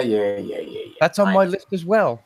Like all this is like there's so many systems tied into this that's it's like it's not just resource depots. There's like spec ops and resources. The actual metal the and oil. Resource depot. You get deuce and a half. You get the jumbo jet. You get what? I used to get jumbo jet all the time, and I would just scrap the op because it doesn't. Even in my producers near max level, it doesn't. The value's not there. Only time a jumbo jet or a deuce and a half or the other one that I can't remember the fucking name of was any good was when the thorium depots were still on the map. Yeah. That was it. Yeah, that was it. Now, I used to own at one point. I owned every single metal and oil depot in the sector that I was in. I owned every single one except 5. What happened to the 5? Who stole the 5? I jumped out before I could collect the last ones. You ass. How many depots was that? That was over 2,000 depots. The list, I couldn't even scroll through the list. In all actuality, I mean, your game probably lagged so goddamn much. Well, this was on my desktop, and it wasn't fun. It wasn't fun. I mean, one guy back when depots were a thing, I had one guy in my clan that had 3,000 depots. Granted, and back then resource cap was 40 million, and you'd hit him hit him a couple times, get your res off of him and whatnot, and then by morning he's full. Thor, on the other hand, whoever had the jumbo jet, we'd sit there and open them up giant Thors, and within like 20 minutes, full. He was full, and he was telling you, "Go take it, go take it, go take it." I'm already full, and now it's wasting away. Yeah. Yeah, because that's what we used to do. That's what we used to do all the time. We'd crack them open. They would last for, what was it, an hour or so, and it would get down to like there's 30 minutes left. Somebody grab this.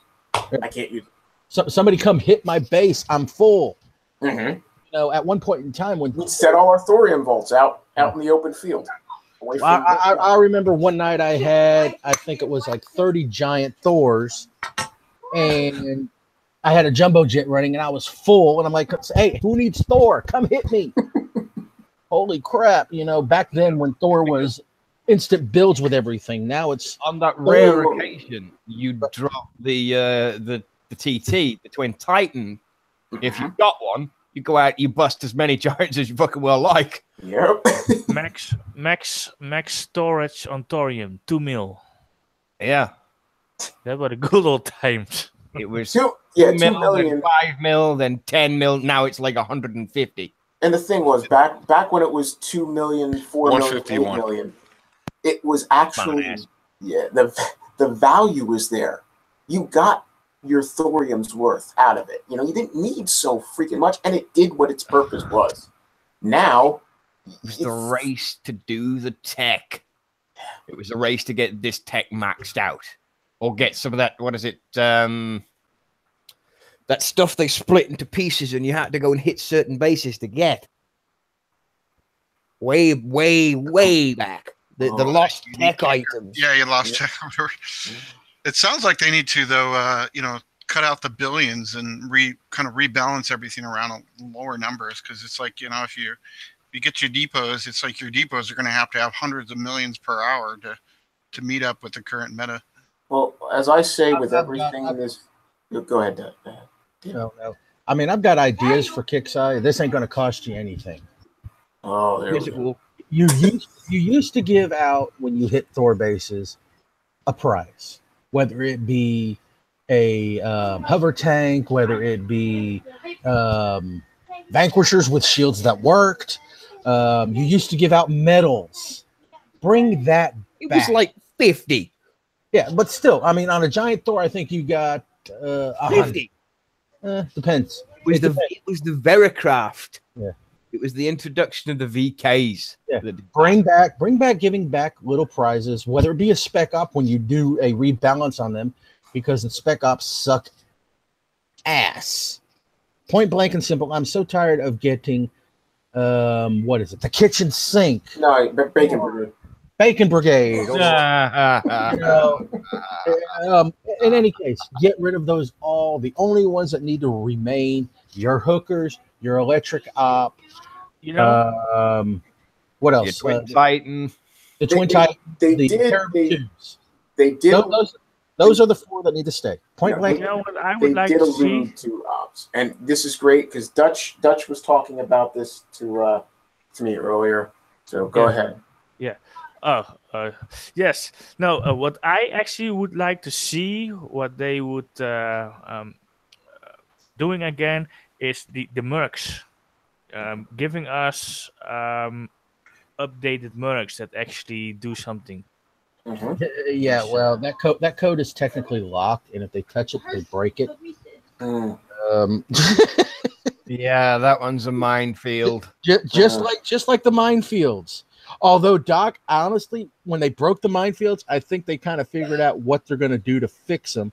Give us different possibility.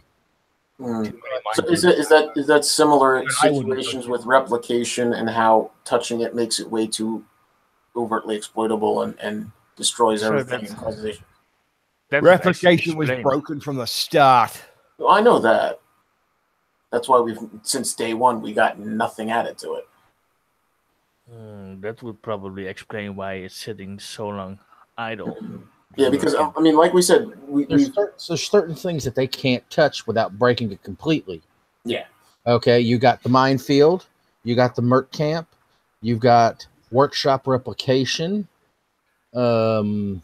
What else? I mean, there's so many things. But they can delete it. They can delete it. They can delete it. Yeah. I'm pretty sure they can delete it, or at least reference it out. Leave the code in, which is going to cause more lag and opening up stuff. You know. So the only way for them to do something new with it is create something whole new and then delete the old one. Well, therein lies a problem, because then they'd have to incorporate that code or that database. Incorporate the new code into the database in order to reintroduce the new building. And then you risk the chance of losing people's stuff. Well, what if corruption? What if they brought back the war room as, like, is that a possibility to use old code from a formerly deleted building as the basis for the new building? What was the war room again? The war room.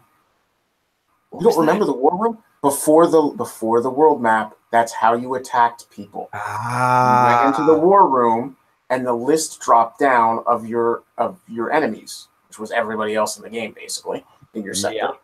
And that's how you clicked on whose base you went after to attack. It's been a while. I've forgotten more about War Commander. Well, it wasn't everybody in the sector. It gave you the list of your friends and the list of your Facebook friends you were able to attack. Yes. I believe 3 or 4 randoms, and then it gave you the PvE bases on top of that. Mm-hmm. PvE bases only went to like 36 or something per faction. So once you realize that, you stopped killing the CC and just use them for resources. That kind of reminds me of Rogue Assault. Rogue Assault is. Doesn't that kind of remind you? No. Back in those days, Doxing Debo, that was the entire world map and game to me. Was this 5 friends I had? Rogue Assault is an entirely different kettle of fish. We don't talk about Rogue Assault on this channel. Oh, we can? I can talk about it anytime I like. Yeah, sure. I haven't played it in 6 months, and I don't play it. Won't be now because I can't stand it because they fucked it when they pulled it out of beta. Because you started to like it. What's Rogue Assault? Start to like it. No, I honestly, I will give it its due. When it came out and it was in beta and I had access to it, I loved the shit out of it. I had a really good base. I had quite a high level base.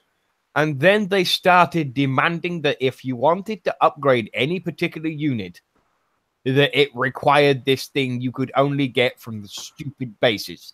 That they started to level lock immediately. And I took one look at it. I took one look at the base and said, fuck you, I'm not doing it. I uninstalled the app and I haven't been in it since. That's my opinion of the tokens. That's my whole feeling about the tokens, which is you have to get this thing in order to unlock the level. You know what? I would rather deal with the tokens in War Commander than I would deal with the fucking loot fucking shit in War Commander Rogue Assault. Because at least with a token base, you know what you're going to get out of it. True. With the fucking War Commander loot crate bullshit, you don't. But you have a chance of this, and you have a chance of this, and you have a low chance of a high rare item, or you have a low chance of a common item, and there's no way to introduce them or trade them off to anybody. If you're going to get for a token, you have a chance of 1 in, 5? Yeah. And that's it. And once you get 1 done, your chance drops to 1 in 4, and 1 in 3, and 1 in 2. And then eventually, if you luck out and don't get fucking shit for 4 bases, you can guarantee your last drop will be exactly what you want. That sounds like my mythical gold components. Don't worry, Micaiah. Somebody out there has them for you. Is there back on track because I know we went off on a tangent. What else would you like to talk about? The only couple of things in there, a small comment on Spec Ops. It's a high priority item, but don't expect anything in the next 6 months. The leaderboard is nearing completion, mid-season 6, beginning of season 7, and apparently it will work. But we've already touched on that, but it's a little lower down on the list, so I'm just putting it out again. I'm not asking for too much, really. That's the only thing they said they would guarantee is that will work. They didn't say it would work well. They just said at least it'll work.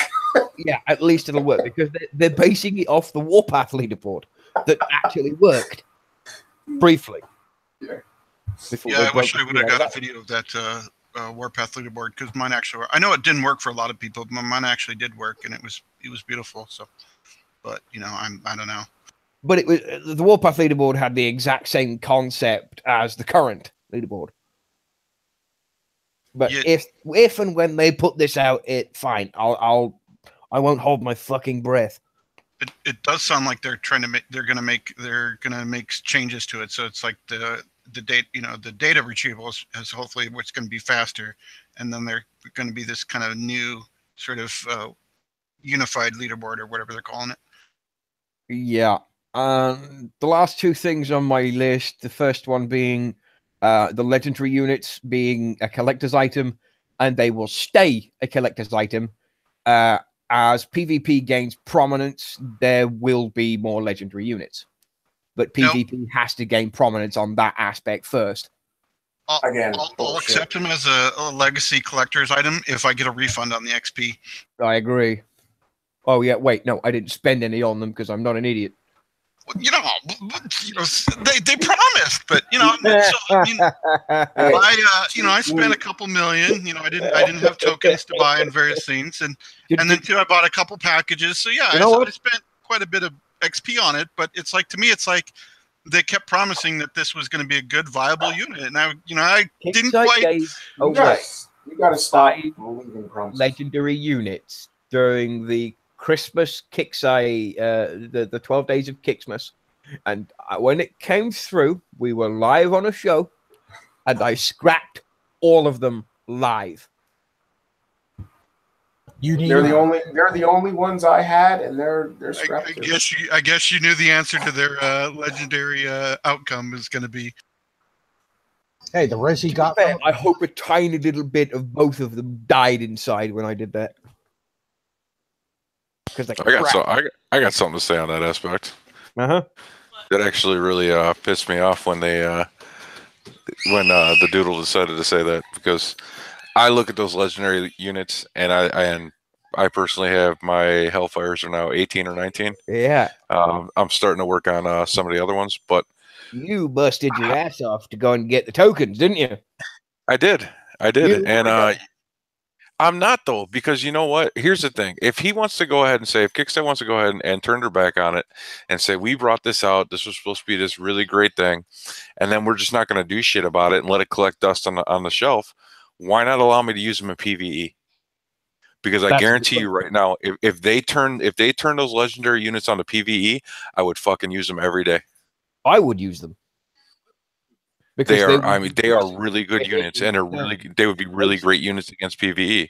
I mean, yeah, we all know they suck against PvP, but I mean, if we could use them on a daily basis, at least give us that. Don't just say, oh, they're a collector's item, and you're never going to use them for anything, but they're cool to have in your arsenal just to say you have them. Give us the opportunity to use the shit we have. Wonder how are you kidding? Are you kidding me? I would throw those laser tanks in my base for base defense. Are you kidding me? Well, I mean, you got to be careful, though, because in the aspect of them having faction-specific bases, they will come out with a legendary-only base or whatever. Fine. Let them do it. Well, yeah, but you're going to put down players that did not collect them, or players that don't have them built, and the build time on them is over the Christmas period should have at least 5. Yes, those who logged in. What did Shadow? I don't know, but he was around when the legendary shit started to come out. True. He was still playing. True. And he said exactly the same as we did. They're all but then again, they came out with legendary units as, hey, everybody's not going to be able to get these right away or whatever. And yeah, it turned into, hey, we left them in the event store for the last year. And forgot to take them out. Oops. Yeah, exactly. But I mean, you had the opportunity, and if you didn't get it, you didn't get it. So be it. But why should because you decided not to do it and you decided not to spend your XP on it, but I did. Why shouldn't I be able to use them in a PvE base? You should get punished. I mean, exactly. Just because you decided not to do it, I shouldn't be punished for that. Yes, you should, because I said so. No. I honestly no, dude. I have no argument for that at all. I just like I said. I mean, if they, you know, like I said, I agree with what they brought it out for. They brought it out for PvP, and if they decided not to go the way of the faction, which they did, those units would have still been viable. We still would have been. I mean, we would have been able to use them. I could have been rocking people's bases with those, but we decided to go out 2 fucking years ago before they brought the jug out. I think they would have been viable for PvP, and it would have made be completely different to the way it is now. Everybody would be hitting bases with PvP only legendary units, and the legendary units would be kicked the fuck ass. Because then they could re-release the legendary. We could have a legendary Vanquisher. We could have a legendary hover tank. What else? Legendary hover tank would be awesome. It would. I would say blue, and it would look kick ass. I would say they definitely should come out with a base for them. Even if it's just to collect this specific tech for those units. Just for shits and gigs. Even an April Fool's base. Yeah, that'd be fun.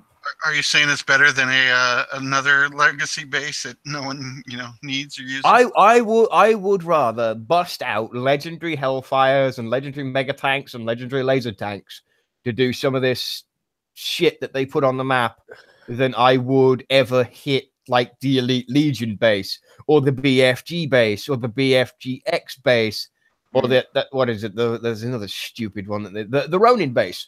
There's another one. The Window Maker. The window licker. The spider. I just look at what's on the map right now. Look at the 90s that are on the map right now.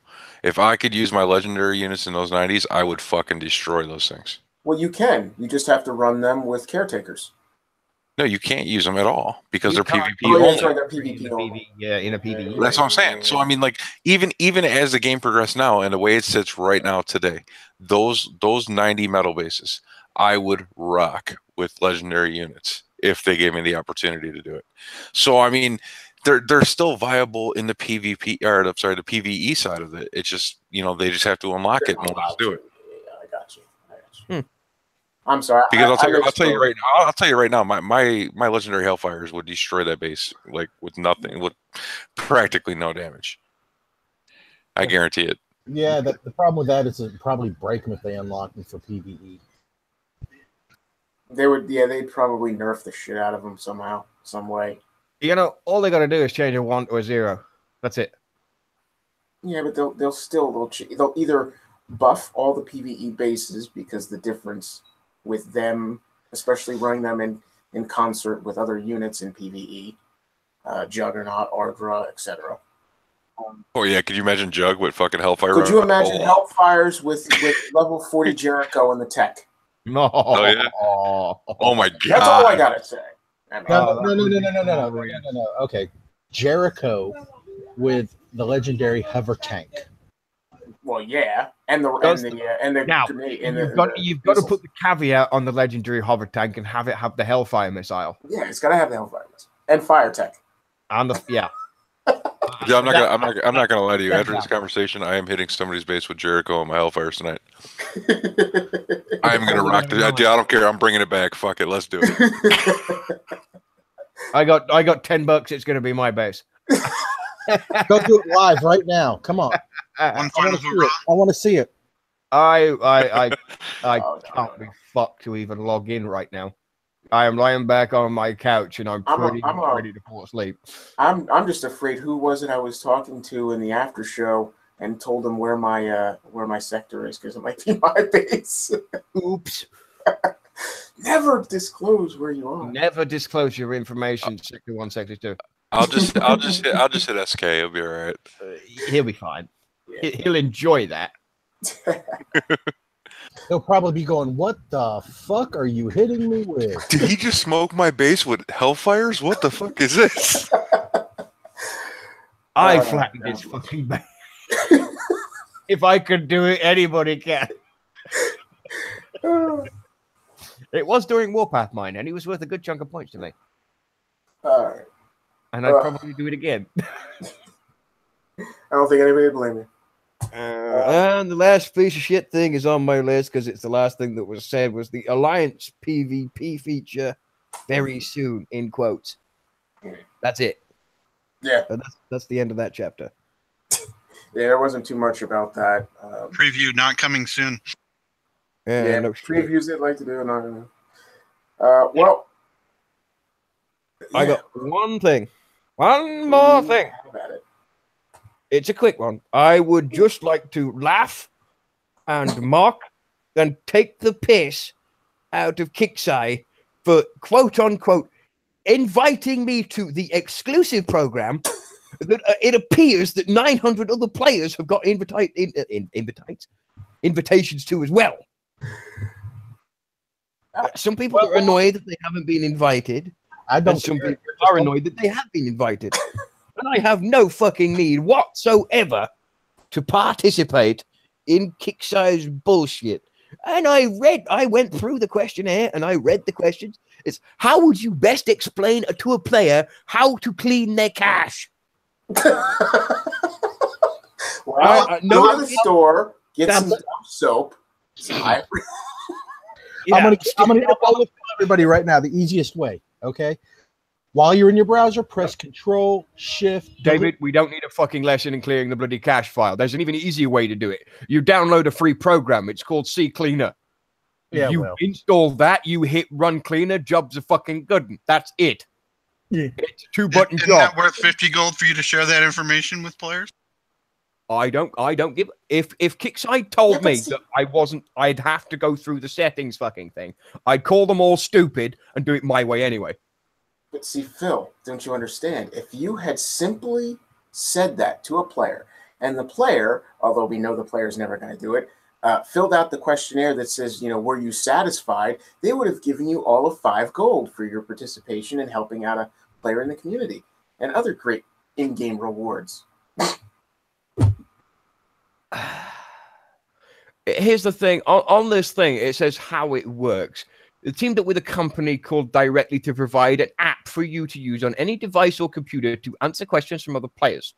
You choose which questions you'd like to answer. There are, which they've done wrong. They put they with a Y and RE with an apostrophe, as in they are, but it's the wrong they are. That's one of my moves. Generally, how-to kinds of questions you will already know how to answer from being a War Commander player. No additional training is required. You earn in-game rewards for every issue you correctly resolve. So that includes the firing of all your customer service department that you outsourced to fucking India. And now you expect me to do your job for you. Go fuck yourself. Except for Lando. You motherfuckers keep Lando. I like Lando. Lando can stay. He was the one that gave me a whole bunch of thingy after the thingy that we did. And the thingy where I made it rain. Yeah, I love that thingy. You did make it rain, and I was quite happy. Hey, didn't Lando give somebody 50 gold for shitting in their pants? Yes, he did. I don't know why, but I think it might have been AS that put in the ticket, because somebody put in a ticket with "I've shit my pants" and that's it. And they gave him 50 gold. But see, nothing beats the original participant who said, I just about shit my pants. I still love the one, base platoon dead, beer gone. Please no. You got 50 gold for it. Yeah. I mean, I honestly, I don't get that at all. But it's obviously customer service have gone so fucking whacked that, yeah. But the second funniest question within that paragraph is, please answer the question below. In a paragraph or two, tell us what makes you a War Commander expert. You're sum that up in one sentence. He is the immortal one. I am the immortal one. I am the lead producer of War Commander Unshackled. That's what makes me a War Commander expert. Go fuck yourself. Close enough. If I can put up with you fucking clowns, I can do anything. All you'd have to do is just put down your game number, your player identification number. I'll just say I'm Luke's father. Yeah. Your ID, my ID is 1 million, blah, blah, blah, blah, blah. Obviously, I've been my ID is 301. Yeah, so you've been in this game in beta and now live. I was in War Commander before Kixeye even existed. The original War Commander was under the Casual Collective brand. Thank you very much, Mr. fucking Kixeye. I've been here for almost a decade. Jesus. Yeah, I've been playing Kixeye games for almost a decade. You're nuts. What's wrong with you? Oh no. But that's a story for another day. That's all right. I've been in this game over 7 years myself, and I question every time I hit that fucking tab that says 3 years Kixeye in War Commander. There's 5 years in Battle Pirates, 4 years in Vega, Backyard Monsters, 7 years in War Commander. I never played the entirety of the 7 years, but I was there at the start and mid-season and breaks and other bits and breaks and bits and bobs. But I never really put much effort into War Commander until a couple of years ago. Well, I mean, I'm a casual collective player from the past myself. I played, Desktop Defender and all that stuff. Yes. So. Do you know the only reason Desktop Defender never got updated? Why? The guy left the laptop on the train and never backed up the data. You're not joking. That seriously was the issue? I am not joking. That's what happened. The guy left his laptop on the train. Laptop got stolen, and there was never any backups.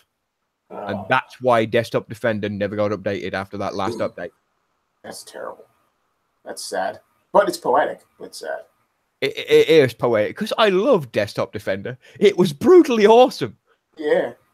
But, that's what's made it such a cult classic, Well, it is. You can still go and play it on the old Casual Collective site.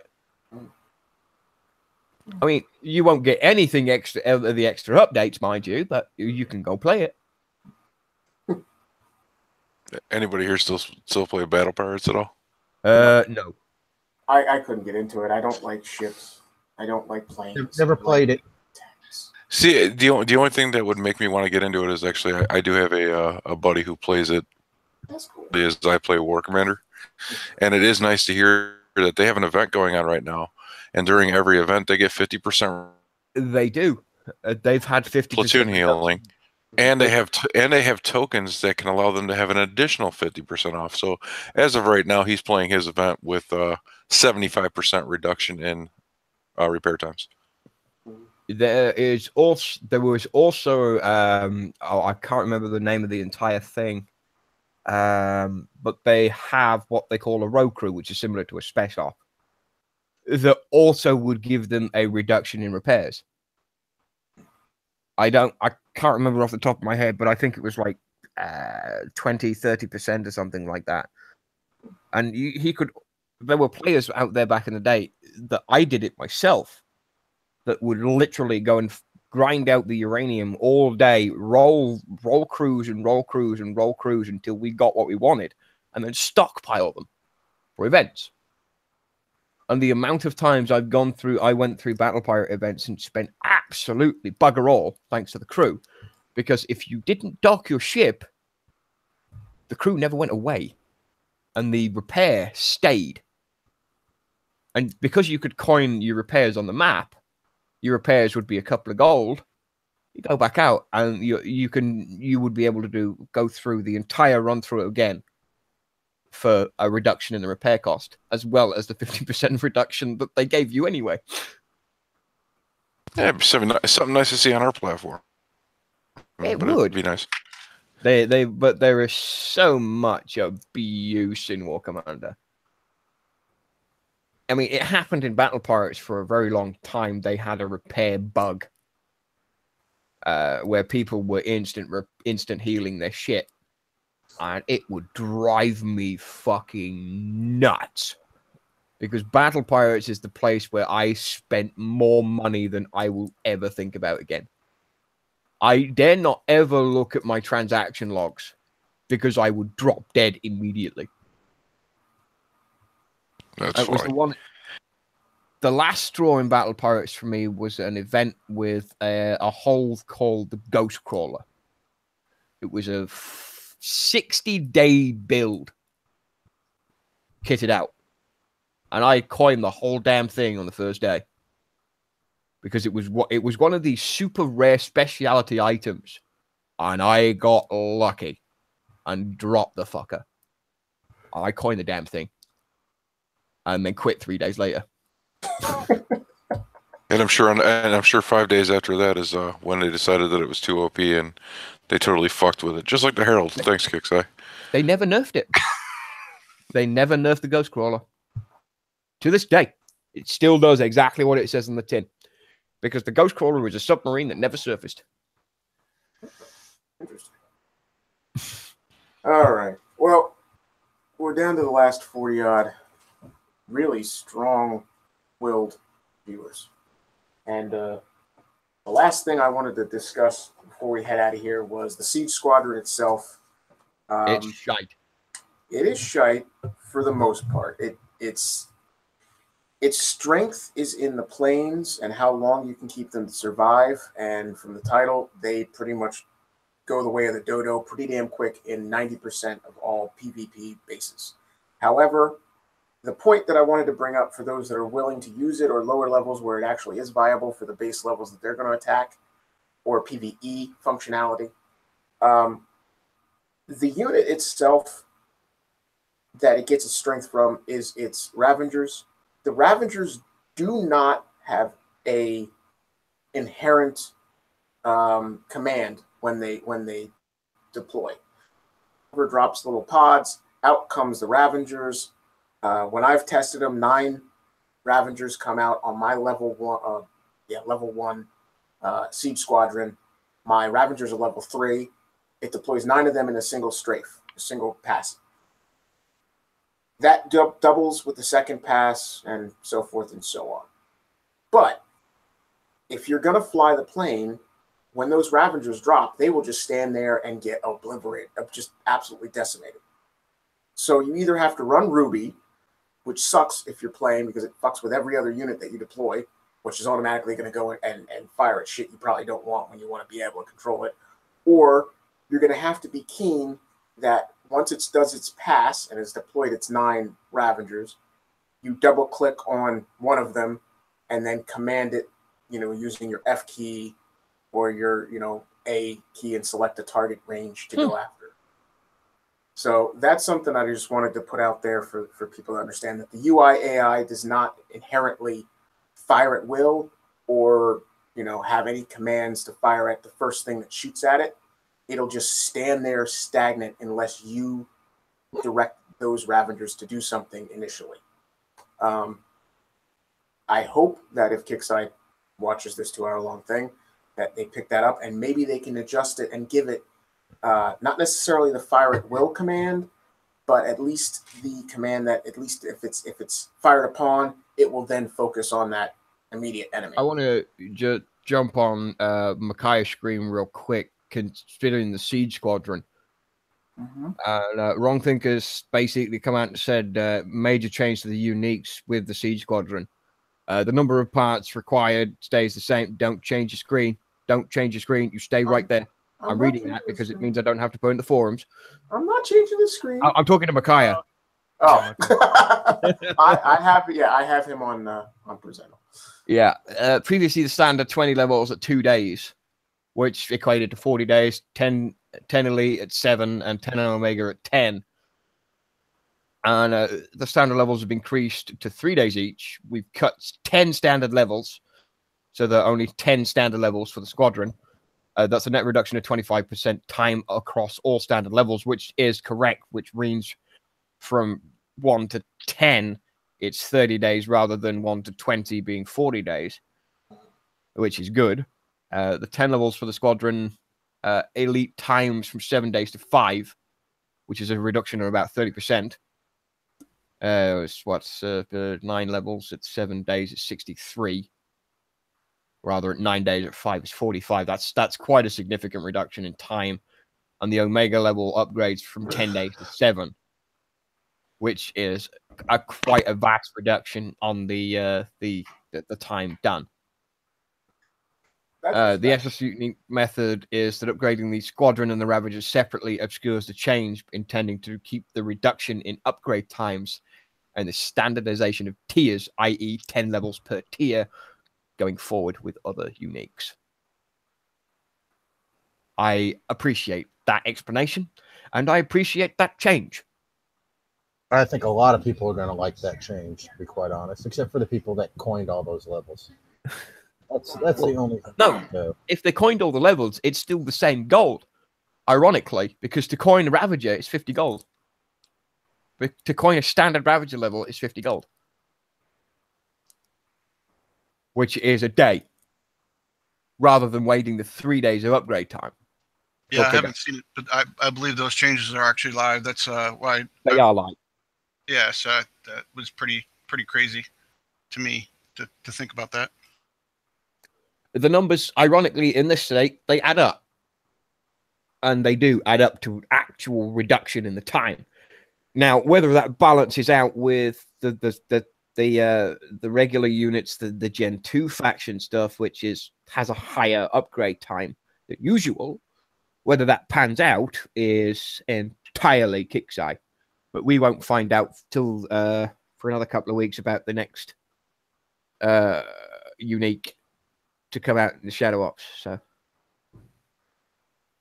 my comment on this is they should fire their entire marketing team and whoever is putting this information out there, because I found this in some random post and the title of the post is my unique idea or something, change to the unique unit structure idea, and it was like just dropped this bombshell on us about this massive change that could have been in the Siege Squadron briefing, could have been in the podcast. It could have been, this should have been in the update notes. Hey, how about that? Yeah, in the update notes. I mean, they may repost this in the next update notes. Just FYI, everybody. It should have gone into the Siege Squadron briefing. Because we've been talking about this for a few days about how I mean, it doesn't. This is actually, I'm looking at the Siege Squadron is not the big I gave Kixeye a ribbing for this on Wednesday night, and now I feel like an ass. Kind of, but it's like I was thinking about that, but you didn't know because No, I didn't, because this is actually on the 11th too, like a couple days after your show. I think Ron Taker listened, and then he was like, "Oh yeah, I should mention that somewhere." Yeah, you could have told me that on Tuesday. Or sent me a PM. Oh, look, this is what happens with the Siege Squadron. It's not going to be 40 levels. It's only going to be 30. What the fuck? Yeah, it's one of those things. Like, I don't know who's like saying what information can and can't be released, but it's like one of those. I mean, this is already in the code. A couple weeks ago, or it's like this is a change they made weeks ago. Or honestly, the 11th of January.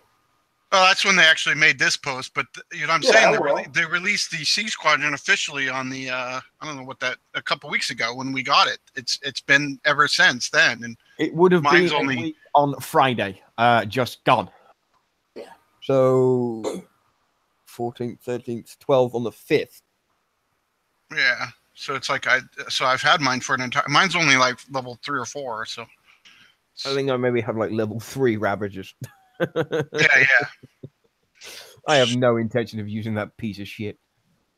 Like I said, I've played with it, which gave me the intuitive understanding of how the thing functions. It is literally just a condor with. Did you also mention something about cancel the flight? Oh yes, thank you for reminding me. Yeah. The other aspect for those who actually do use it, if you start a bombing run. And it starts to drop its Ravagers. Say it's dropped 3 of the pods on its 9-pod run. If you cancel it using the minus key to remove it from flight, it will stop dropping pods, but it'll carry on with its run and get shot up the entire time. So so seriously, because there is no cloaking ability to it. So you know what? I might as well just. I don't know. That's not funny. It's freaking hilarious. Oh no, it's quite amusing. Yeah, I will it's actually. Bad. It's the bad kind of amusing, but it's amusing nonetheless. It's a point that once you've started it on its run, you are locked into at least using it throughout the first deployment of its pods. So you're going to have to learn. Players out there should learn to be able to understand the period of time between the attack finishing its bombing run and then the redeployment, the second spawn of the unit. So you only have that brief moment between the completion of the first attack where it starts to fly off the screen, and then its redeployment where it's going to randomly spawn on a different trajectory across the map for its second run. You have that period in time to stop the bombing run, and I'll fucking, why the hell not? Share. Yay. I'll go into a crappy little base because I got fucking time. I hope I'm sharing. I don't know. I'll see if my TV. Yes, you are sharing. Yes. Okay. Yeah, there I am. I see me on the big screen. So I just picked a random base because it's close, so I don't really care. This is a 35 or a fucking 15 of all things. There it is. Yay! It's already damaged because it hasn't healed because kick size bullshit. What? So there it is on its strafing run. Is this a person's base? No, this is just a random PvE. Oh. So it's getting attacked, and you see it drops. Now you notice Ravager just standing there. It's turning and shooting, but I've had 8 of them. Until you click on a command, the ones out of screen won't do anything. They would have just stood there off screen. If you've got Ruby on. If you have Ruby, they'll automatically start to move in towards the center of the base. But if you don't have Ruby enacted off the start, they will literally just stand there. Now I'll go to another crappy base. There's like a 60 or something close by. Go to a Thor 80. Let's make it worthwhile. It's just going to die. It's just going to die. And I want to show you the I know that. Well, yeah, very funny. I didn't even get to use the standard because I got the parts from the Siege Squadron, so I upgraded it to Elite. So mine's already Elite, and it's like a 5-second free upgrade for the planes, and then the Ravagers are the 30 days, 30 levels of upgrades. Okay, well I found a 40 here. I'll do this real quick, and I'll keep talking so it's actually on the screen because it jumped onto Makaya's screen for whatever reason. Don't talk. Don't talk because I'm not in that screen because I can't lock on myself like an idiot. On yourself. I know. I forgot. Yeah, I'm a noob at this. I dumped mine yesterday in a Sentinel 100. Yes, you did. Oh shit! Really? So here we go. We're on the bomb run. I've dropped 1, 2, 3. Now I'm gonna click the negative, the subtraction to kick it out. As you can see, it's still flying on its run, but it's not deploying any more pods. So that entire half of a base, it refuses to interact. I will say this. It's actually a really good point. It will drop past that. I dropped mine on Godscope's base. It made 1.5 passes. No. What I'm trying saying to collect is, his 1,000 gold. Yeah, but what I'm saying is it'll continue to drop, and it'll continue to drop. As long as the plane is alive, it'll continue to strafe across the field in different directions and different patterns.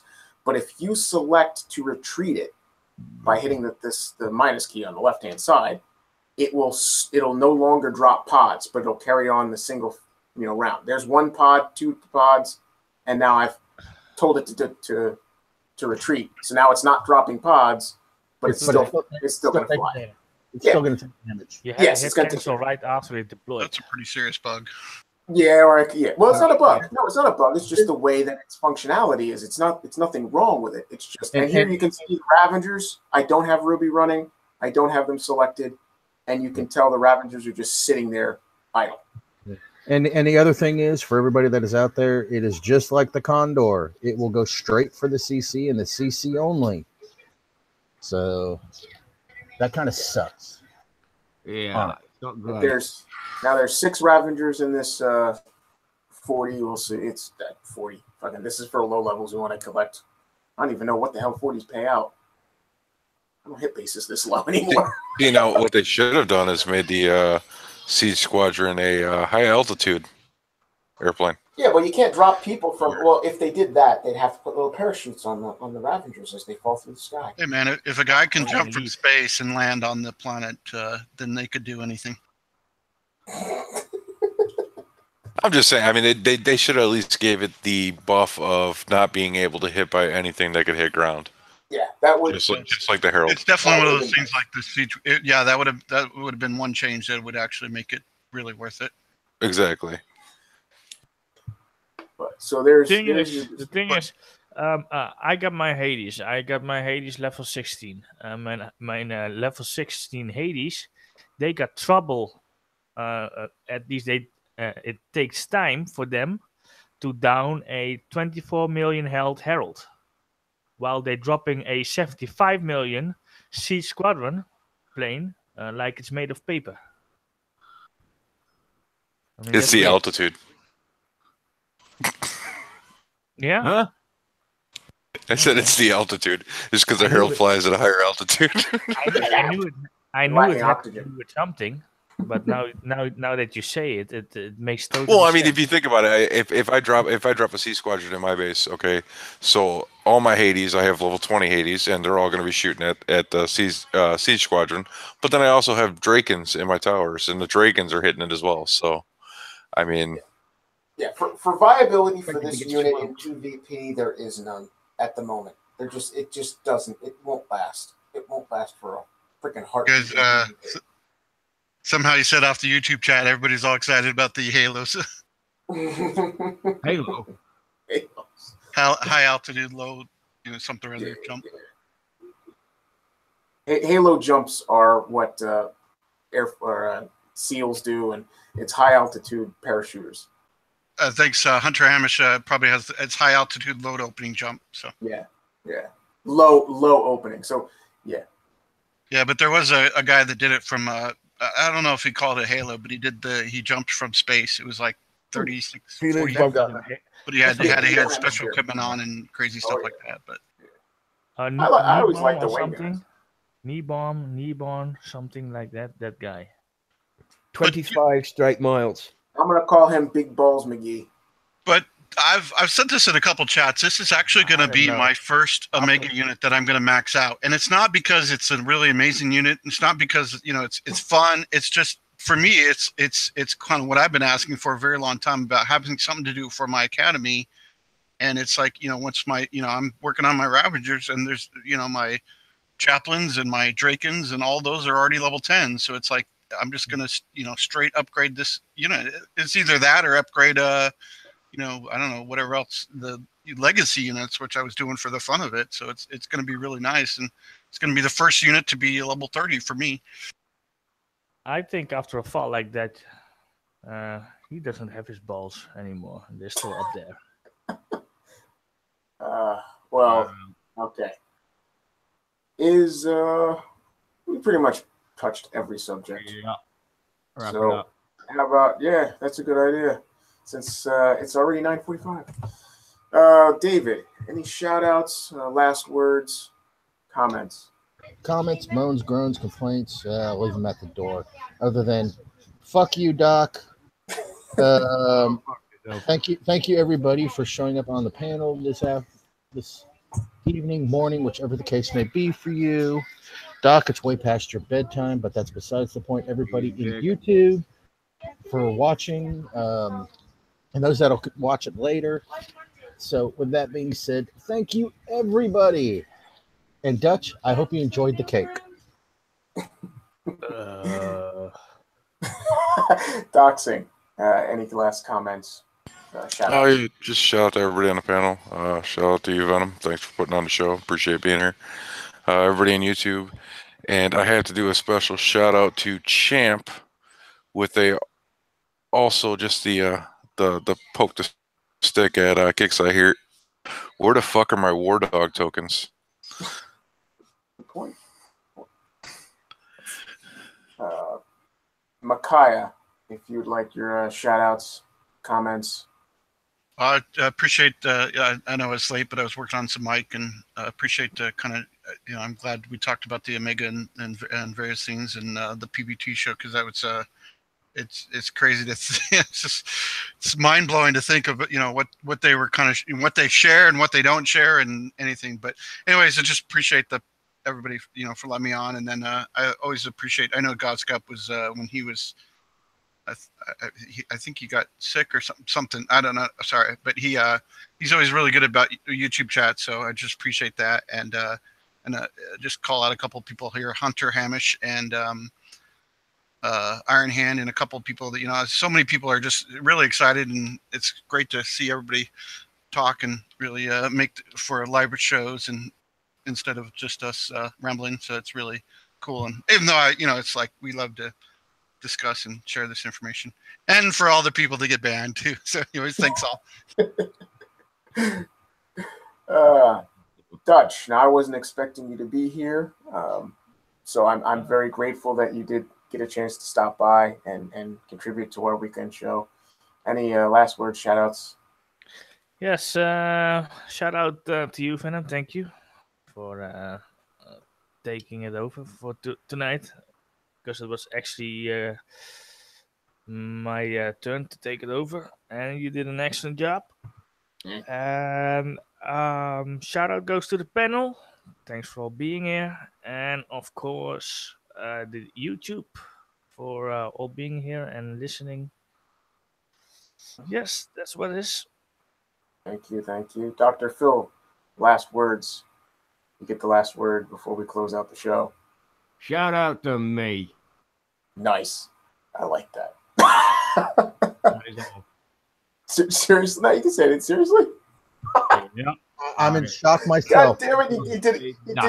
You did to me what I did. In fact, no, I do have something to say, actually.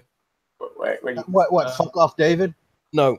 That comes at the end. Shut up, David. This one's from Lonnie, actually. Okay, good. And he wanted to shout out to Siddy for all that he's done. And hopefully, if there's enough gone to him, he'll be able to start some treatment this coming week. Yes. So, big, huge props to Siddy for putting this out, getting this out there, putting this together.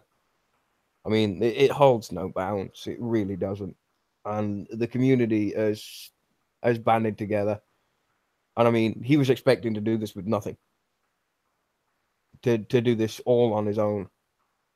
And as a community, we've made this not a thing. It doesn't matter if it's $1, $5, $10, $100. It doesn't matter. We've all banded together as a community and done this. And hopefully we can get him on the road to some sort of recovery. I don't know how long it's going to take. I don't know what it's going to take. I'm not well versed in medical practices. It's not my field of expertise.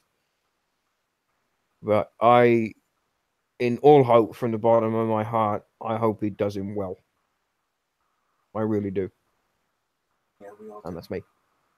Oh, that's perfect. Yeah, that's wonderful. Shout out from me. I want to shout out to all those who stood by and watched I'm sorry tonight's... to be an ass. No, you're not an ass. I want to shout out to all those who stood by and watched tonight's episode. When I do them, I try to do them as lighthearted and as open to discussion as possible. I'm not a very scripted individual. I'm a very random, rambling kind of person. I mean, that is obvious from past experience with me on these shows. I want to shout out to Dutch for quickly putting together that video, for sharing today. I'm glad he had an enjoyable time with his family. Family always comes first. But on that note, I want to shout out again to Siddy. In the descriptions down below, I've included a small blurb with the email address to send your donations, whatever it happens to be. And certainly to fuck you, send out all your prayers, good wishes, and support, and anything else that is positive, because positive energy creates positive change. Take that cup of coffee you were going to get at Starbucks, or that pack of cigarettes that's not going to do you any good anyway. Take that $5 or $6 or $7 and throw it onto Siddy's PayPal. every little bit helps. It all adds up. I mean, I have a lot of relatives in my family tree that have gone through similar. So I know what it's like, and I, like everybody, just hope we can support as best we can. Whatever is within your means. Doesn't have to be monetarily.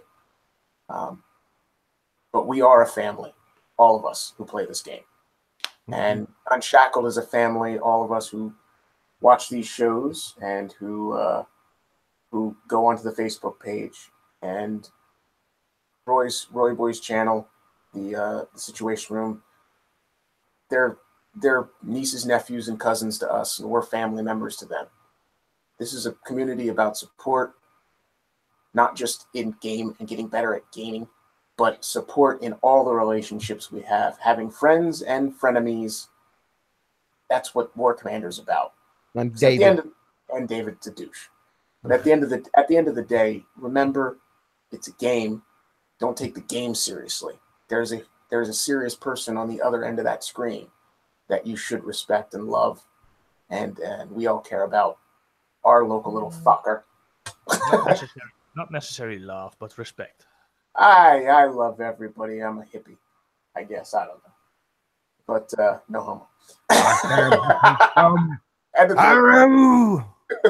But thank you, Doc, for hosting these shows. And you're not an asshole.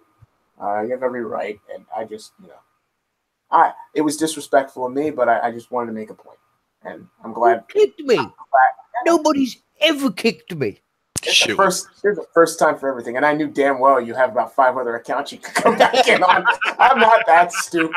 I am not that stupid.